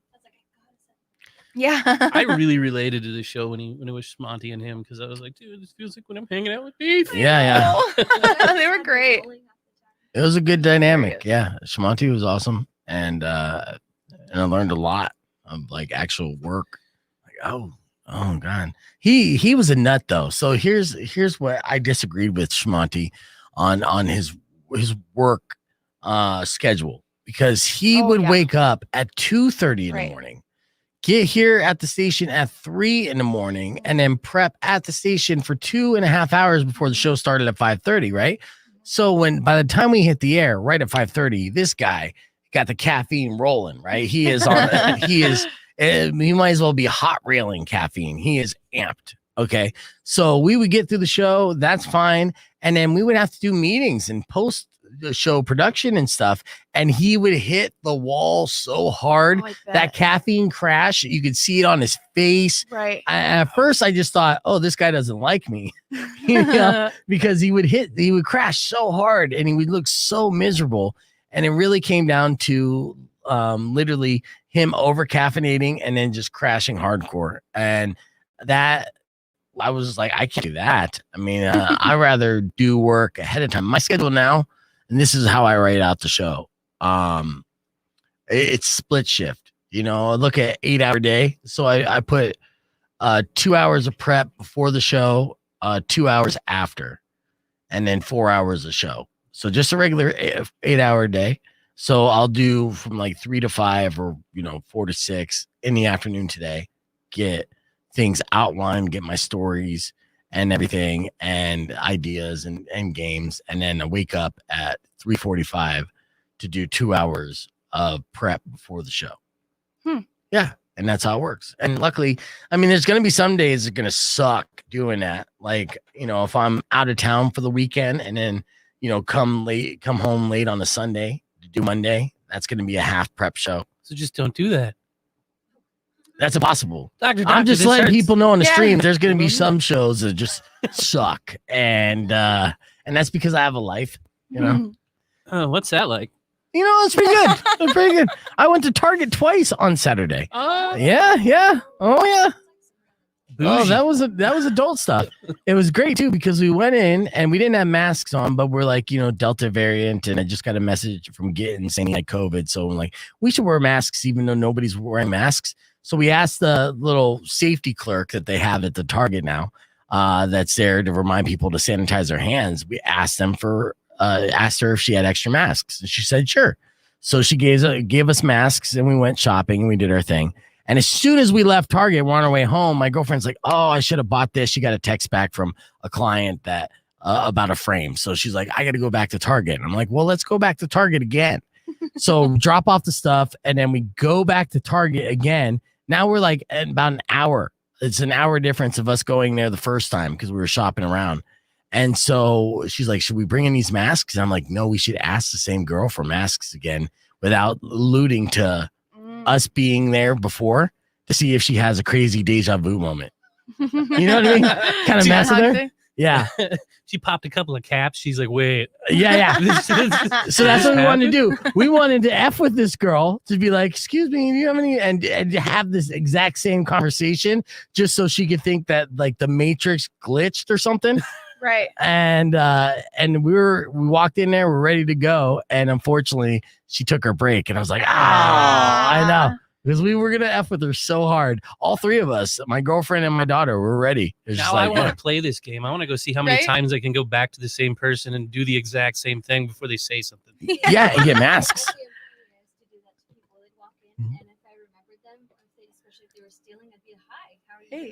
No, especially if they're stealing. Right. It's a good way to prevent them from stealing. See, I feel like I want to share this with you. 50 seconds. Share what? I'll skedaddle here soon, though. Yeah. We're just gonna do a quick segment, get to know D, and then we're gonna set and then bring in Drum for the Naked News. Nervous. You're gonna do great. Yeah, we'll see. It's our first time now, so you'll be a pro by Thursday. Once I get an intro and everything for you, it's gonna be fantastic, Drum. You're gonna love it. And welcome to the team. Yeah, and we thank needed you. another girl in the squad Yeah, too, we so do. it's good to have another female I agree. in the ranks. Have you tomorrow come at the same time, and I'll have you play a game against either Aaron or Todd. All right. No talking off mic when we're on air. Rock on 2.1 KFMA. That was Lincoln Park. Welcome back to Beef Vegan Presents. And as you guys might know by now, if you're driving along on the streets of Tucson, you realize that I built a crew. Each and every morning, I have a different friend come in and be a guest on the show. And every Monday morning, we have Mari join me, who's still here with us. And also on Mondays, this is his first Monday, but won't be his last. We have D-Rock, the Infidel. Derek, yes. Man. Bringing it back. The reason why we're going to get to know D-Rock right now, the reason why I have infidelity tattooed on my arm is because this guy. Sorry. Yeah. I didn't think it through. No, neither did I, obviously. So let's do a quick Q&A because I've talked about this a little bit before, but Derek here is the reason why I got into radio. He was the first person to say yes after a long list of people said no. Okay. Yes, and that was enough of the crack in the door for me to pry the rest of it open to where we're at today. So now it's full circle to have a D-Rock a part of this show as we have a good time. And it's fitting that I have to drive so far too, because it like makes up for your travel time out to the middle of nowhere to do our show. Yes, yeah, in Queen Creek, which is where he lived at the time, and I lived in Glendale. If you knew what the scope of Phoenix was, if you go past Mesa and you go past some cow farms and you go past BFE, halfway past BFE is Queen Creek, and that's where I had to drive an hour and 15 minutes one way to do a 2-hour show. So just a little past BFE. Yeah, it's far enough. And at least we had 2 roads in and out. Uh-huh. So I mean, it's not like traffic ever got bad. Right. No, if there was one car stopped, then everyone stopped. And that's just But it how gave it you was. time to get that morning breakfast burrito before you got in, though. Oh, yes. Oh, yes. I miss those. Yeah. So when did you start doing radio, my friend? It was actually shortly before I said yes to you. I think 2008, I started that Infidel show on Wednesday nights. Mm-hmm. Yeah. And then how many radio stations have you worked for? That paid me? Yeah. Or paid you and not paid you? Like 5, I think now. Yeah. Yeah. All over the place. You could add this to the unpaid, but, welcome aboard. I'll take it. I'll take it. I'm happy to be here, man. It's fun to be back hanging out with you. Right, yeah. And then earlier we talked with Derek, and he let us know that he used to be part of a motorcycle club, but currently not in a motorcycle club. Yep. But definitely used to be a rider. And then what's your personal life like? What's your living situation? I'm married, getting ready to celebrate my 20th wedding anniversary this month, like next week. Congratulations. Babies having babies. Yeah. Dude, my oldest is going to be 20, which is blowing my mind. I know.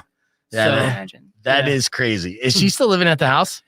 Yes. Yeah. Dude, she's still living at the house because she's still learning things like you don't have to fill your car all the way up when you get gas. You can just put in a couple of bucks. Right. I told her that, and she said, well, now I know. It's stuff I thought that you just learned by watching, but apparently some people need to be told. No, yeah, you have to teach them.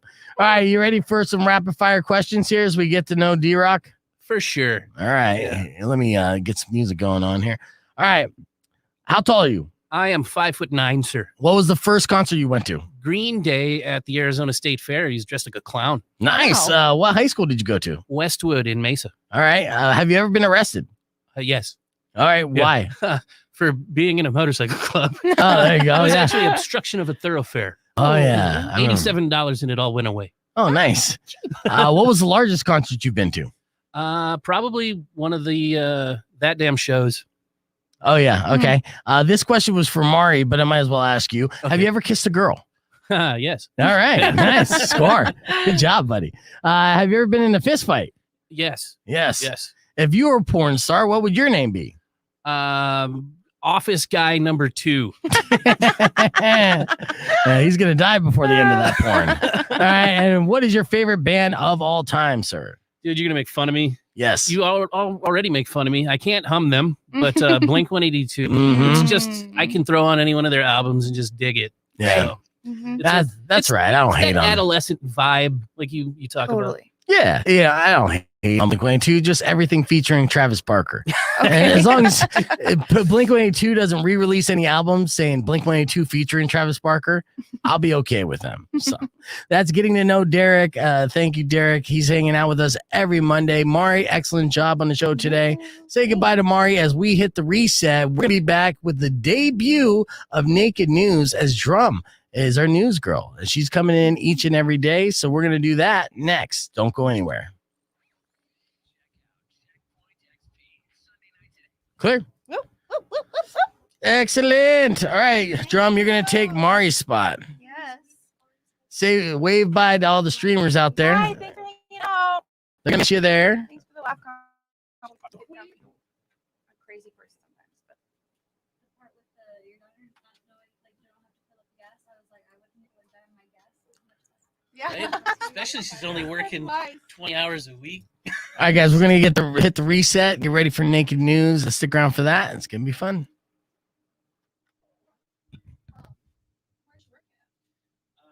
Right now she's at Big Lots. She starts at Michael's here pretty soon. But I didn't think her start being a grown-up person until after she graduated high school. And let her just chill. She didn't have any jobs. Oh, that's nice. She didn't even get her license until last year. Oh, really? She get her license till she was.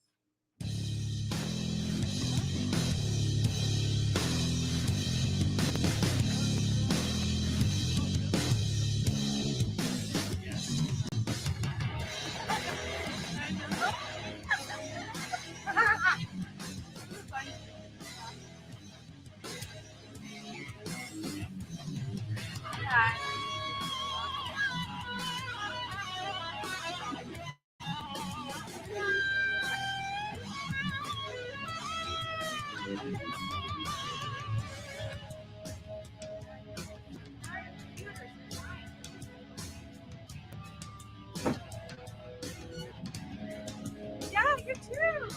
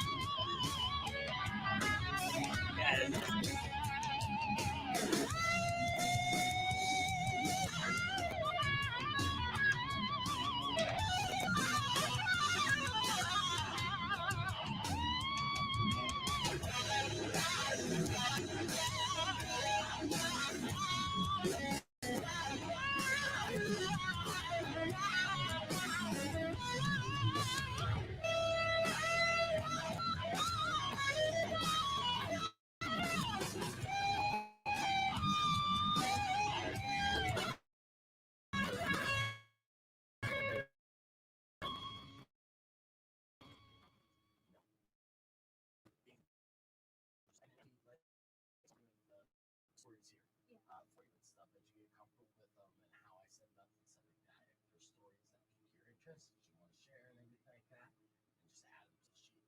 And then we'll do that every day. So I'll have backup stories for you, and then I'll do stories to go. So any of that. So and if really, Lance asked like, what do you want me to talk about? Like, what do you like talking about? Like when you're on the internet, what sites do you go to? What stories pique your interest, and what would you like to report on? And that's angle that we're going to be utilizing for I'm glad at first. Yeah. that things like that weren't thought so casually because that tentacles is like one of my that is anything hentai. Yeah.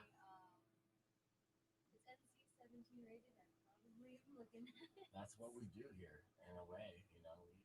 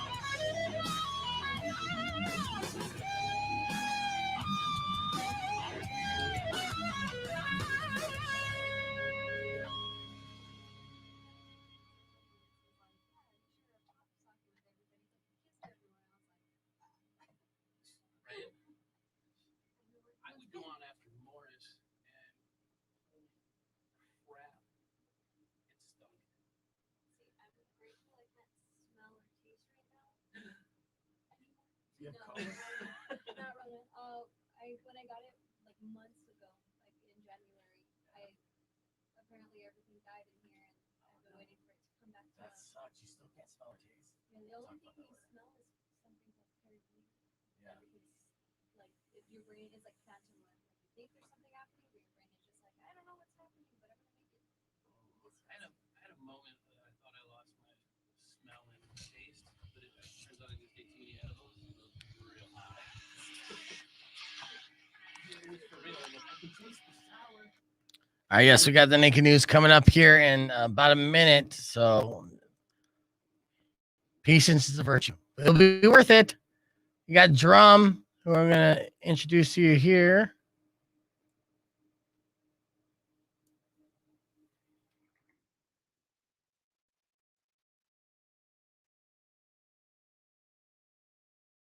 "55 seconds. Let's get situated. Found out this Drum, everybody. Oh, yeah, let me turn on your mics. There you go. Say good morning. Morning. She is the second female on the crew. So, and she'll be with us every morning at 9:30 with the naked news. So, which is fantastic. And I just found out she had COVID in January and she still can't smell or taste anything. Nope. It's 10 out of 10. Don't recommend. Yeah. So with that, did it change what you eat for dinner and lunch? Do you have an appetite at all? Actually, no. Like the Matrix Mafia really like effed me up. Okay. That would be. I'll talk more about that here in a second. Let's get on. Rock 102.1 KFMA. That was Incubus. Welcome back to Beef Vegan Presents. I will have an intro for this. Until then, I guess I'll use this intro as we get ready for the naked news. Breaking news from Main Street to your street. You just blew this thing wide open. God, I love the local news. Every summer they tell me how to beat the heat, and every summer it works. So, what are we doing? Are we just jumping right into this? Or? All right, our news girl, please welcome Drum. Good morning, Drum. Morning, guys. How are you today? Good. Thank you for being a part of the show. I'm excited to have you and this segment. I love naked news. So let's get right into it. What's our top story? Well, starting off, Biz Markie, the legendary New York rapper and DJ best known for his 1989 hit Just a Friend, died Friday evening after a battle with complications from diabetes. Oh, man. Yeah, this was rough to hear. In fact, the song came out in 1989. What year were you born, Drum? Oh, man. 1999. 1999. So 10 years after that song came out. So do you know the song they're talking about? I do know the song they're talking about. I used to blast that simping on the way to school in high school. Nice. So that's good. This is the song right here. You got what I need.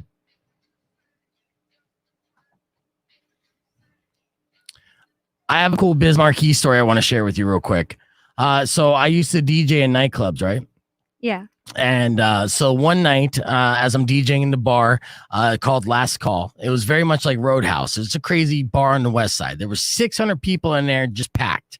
And there was a weird energy in the building. Okay. So you could feel like the S was going to hit the fan at any given moment. Spidey senses. Yeah. And again, I'm DJing, I'm emceeing, I'm throwing the party. And so there's the fights started breaking out. It's around midnight. Okay. So a fight breaks out over here. The bouncers get it and throw the person out. Then a fight breaks out over there. Another bouncer grabs it and it goes. And so like a third fight broke out, and the energy was like the bouncers and management thought that it was going to turn into a full-blown riot. Right. So my general manager comes up to me. I'm in the DJ booth and he's like, things are going bad quickly. I need you to fix it now. Now I'm just the DJ. Right. So normally in this situation, people are like, how am I supposed to fix 600 people acting like a-holes? But I had the answer to that. And that answer lied within Biz Markie. So I was like, I got this. So I get on the microphone and I'm like, it's around midnight. I need to turn the energy up and spread the love. So I need every single person in this building, as we have it packed here on a Friday night, to sing at the top of your lungs. Here we go. And then went here, right? So then I started playing Just a Friend. and then I'd cut out the song, and you heard 600 people all drunk in unison. It gives me goosebumps just thinking about it, going, you got what I need. But you say he's just a friend, arms around strangers, full New Year's Eve type vibe. I saved the day. The building didn't burn down, and it was all with the assist of Biz Markie. So I will miss that man. How old was he when he passed away? He was 57. 57. Oh my goodness. Yeah, wow. Creeping on. Creeping, yeah, creeping for creeping. sure. All right. So what else you got going on? Well, the Harlem native born excuse can't me say if his I butcher his name. Apparently English is not my first language. Martial Theo Hall. He was raised on Long Island and was lovingly known as the Clown Prince of hip hop, and his lighthearted and irrelevant music style and persona. Yep. Oh yeah.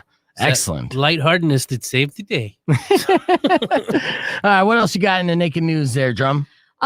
So there's something, a 4-month cruise went on sale last week and sold out within 3 hours. This is crazy. Yeah, I mean, who wants to go on a cruise nowadays? Derek, would you ever go on a cruise after everything that happened in the past 2 years? No. Nope. Sounds disgusting. And for 4 months? I feel like I would smell. Right. Yeah. I mean, I know they got showers, but they have showers. They have water all around you. You can dip in the Just ocean. avoid the shower all the way yeah, around. but you can't reach the water from a cruise ship. No, you're right. You're right. Well, they got pools, dude. I don't know. I've never been on a cruise, but I'm pretty sure they got pools and showers. So tell me more about this 4-month cruise, because already it sounds horrific. Well, I mean, it's not like we could afford it anyways. At the base fare, it was $73,000. Damn. 4 months, $73,000. So I got to work 3 years. Yeah, dude. Yeah. All right. So the Regent Seven Seas Cruises World Cruise starts at what many Americans only wish there was an annual salary, and the price only goes up from there. So that was like being nice at $73,000. Yeah, those are the cheap seats. $73,000 for 4 months living on a cruise. How much to stow away? Right. Again, it sounds horrible. What else? What other information you got about this cruise? I mean, it's sold out within 3 hours. So, I mean, a lot of rich people just want to get away from the pores. For the Master Suite, the price went up as high as like $199,999 per guest. Per guest. There's still COVID going on too, guys. I mean, that's the thing. There's mask mandates being reintroduced in California and other states around the country, Vegas, because there's an uptick and hospitals are filling, and people that have vaccines are still getting it. Shout out to Gittins with his Moderna vaccine, still got the COVID. So this seems like it's premature to say the very least. Oh yeah, definitely. It's an oddly specific amount for that suite. 199,000. Yeah, it seems like it might have something to do with like a tax break or something. Yeah, well, because it would seem like it's too much money if you said 200,000. Okay. Yeah. This little sticker shock. Yeah, That penny just is too damn much. I thought they just wanted to flex how much they're making. Pretty much, yeah. All right, what's our final story here, Drum? Okay, so ending with some cool music nose.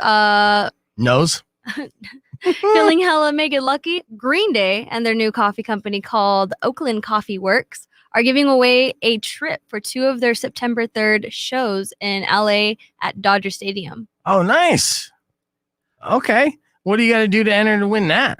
The winner gets 2 tickets, 2 round trip flights, 2-night stay at a luxury hotel, $500 spending cash, and a gift basket of coffee treats handpicked by Green Day. And you can enter until August 16th at the Oakland Coffee Works website. Entry is free, and you can enter once a day. Nice. So if you guys want to go see Green Day with all expenses paid by Green Day, that's what you got to do. All you have to do is enter to win. That's great news. Excellent first day and first job here, Drum. Thank you for inviting me. I'm excited. Absolutely. We're excited to have you aboard. That's the Naked News with Drum. She'll stick around with us as we have our Go Home segment. It's Derek and myself. This is Beef Egan Presents Go Nowhere. Clear. Good job. I was like, sound natural. You sound natural. Except when you said in music nose. Music nose. I was trying to think of a joke real hard and I got nothing. I wanted to add something about like Green Day could be my sugar daddy. Yeah. Nah, there you go. Billy Joel Idol. It was like the first love, one of my first loves of my life. I was trying to figure out Why in the hell would you name it Oakland Coffee? That just doesn't sound appealing. From Oakland. Yeah. Have you been to Oakland and had a cup of coffee that wasn't at like a Starbucks? I haven't been to Oakland. Oh, well, I mean, it's nicer than Richmond, but still, it's gross. I just need a tour through California and know which side is where. Yeah. Mari just texted me, Drum, and she said, "Tell Drum that she did so well. She sounds so cute." Thank you. There you go. I'm believe it or not, I'm like sweating nice. Feel you. I'm doing the same thing. You get more natural. You know. Well, it's a good thing I have the underside shaved here, else my hair would just be stuck to my neck. All right. And I agree with Jen. She said, just go to Hawaii, not a cruise to there. Just it's so beautiful. Yeah. For $74,000. Yeah. For $199,000, rent a hotel room for 6 months. Yeah. Dude, that'd be that's so much money. Can we put all the rich people on a boat? They are on a boat. They all bought tickets. How do we keep them on the boat? Well, I mean, you could always do like the Titanic and just place an iceberg so subtly. No, they seen this. They know how this movie's going to end.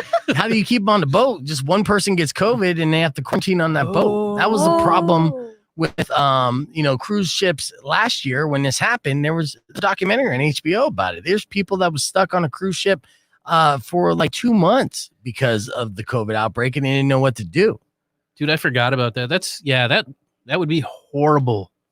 Like, could you imagine being stuck around well, I guess there's a lot of people, but being stuck around the same people for 4 months, every day. You weren't allowed to hang out with those people. Being stuck in your room, that's prison on the water. It is jail. I mean, if you're paying that much money, flexing your wealth, I call that instant karma. Yes. Yeah. Those rooms, and they didn't spend that kind of money. The people that I'm talking about who got stuck on the boat during pandemic, but those rooms are very small rooms, much like jail cells, even though they have a couch.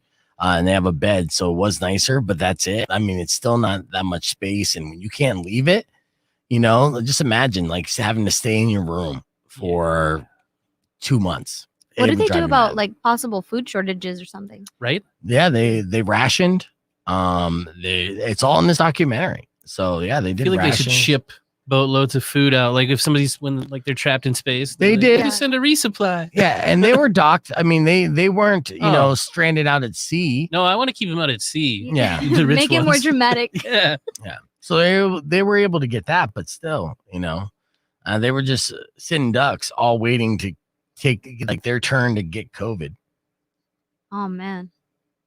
They're all sharing $74,000 to get beef to DJ for you every weekend for a year. Is that something that you would do? Yeah, I would for $74,000. Absolutely. Oh, in fact, actually, honestly, if I could do 2 DJ gigs a month, that's $1,000 extra a month for me. Wow. So they're $500 a pop. So I mean, I would love to, Dude, so DJing pays more as a gig than writing. Absolutely. Yes. You're making $1,000 a gig. I'm making like $50 for. I need to get into DJing. You should. Or OnlyFans. I mean, either way, win-win. I feel like I should hear the mics through my headphones, but I just no, you don't. And that's going to be fixed here soon, but it hasn't been fixed yet. Scott's going to work on that. I know. Yeah. Oh, so are these the webcams for the stream? Yes. My brain was like, hey, there's something there. Uh-huh. Yeah. Staring at it. And I have it just kind of rigged. It's kind of funny. Like if you guys could see how these webcams are set up, I just have them hanging on for dear life on monitor screens. It's like Big Brother is watching vibes. Yeah. Initially they do have this ledge up here that's up top that I called my catfish cam because I had one camera that pointed straight down, but I didn't like that angle. And again, it's like if you're fat and you're catfishing someone, you're always looking up in the pictures. Like that's what it made me feel like. I was catfishing. What I'm doing wrong? Maybe. Yeah. I always look fat in pictures because I take them straight on. Oh, yeah, you never take them straight on.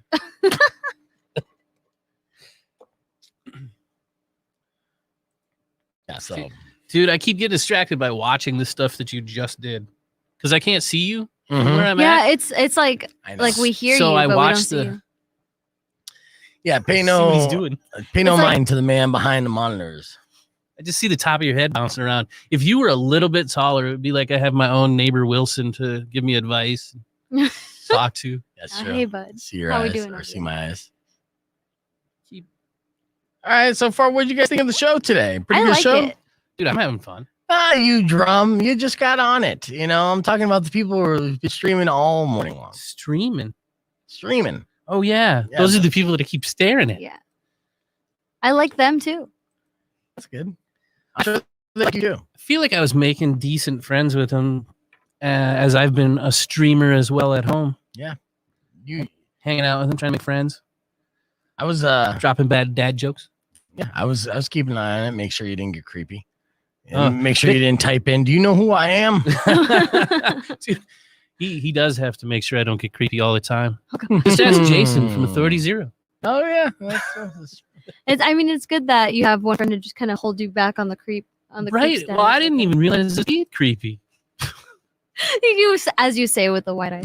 That's when you fanboy, you know. No, I don't know if people do recognize when they're being creepy at the time. Do you think they notice in the moment that they're maybe looking at you weird? I know at least when I cross the line, and then in my head I'm like, you fucked up. Yeah. Sorry. That's all right. We're not on the I try air, but to try push again right after that to see. Okay, was it in my head that I'm a creep, or is it? Oh nope, I'm. So you're like, take 5 steps back, redraw the line.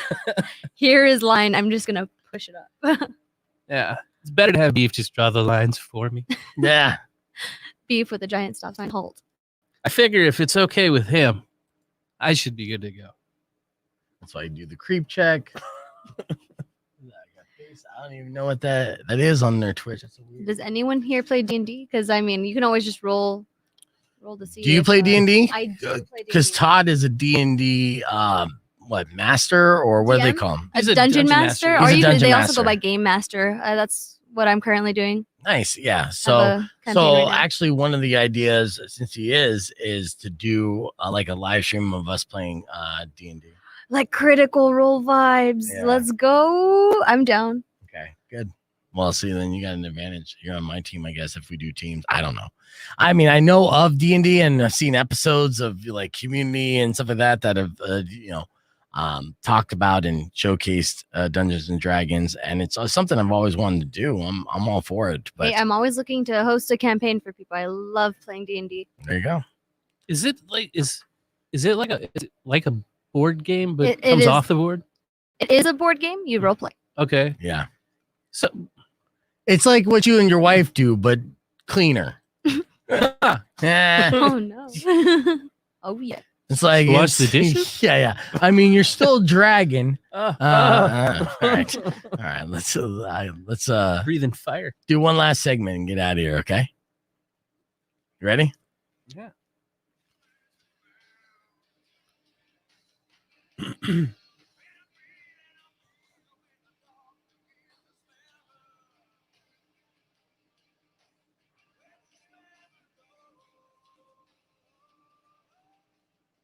Rock 102.1 KFMA. Me cutting off Stone Temple Pilots plush. That's all the time we have for the show today. Beef Vegan Presents. Thank you guys so much for listening. Make sure you tell a friend to turn on Rock 102.1 KFMA FM. I wanted to make it rhyme.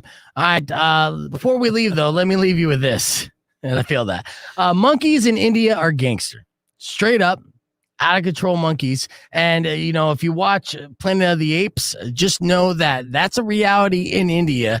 The apes are already here and they're already making a lot of noise. The latest incident involving a macaque broke into, that's the name of the monkey, man. Uh-huh. They broke into a bottle shop in India and brazenly started drinking a bottle of Kahlua right in front of the shop's owner. And you see the picture of this monkey, don't you, Derek? Dude, that's thug life. Straight up. We need to put the little hat and glasses on him.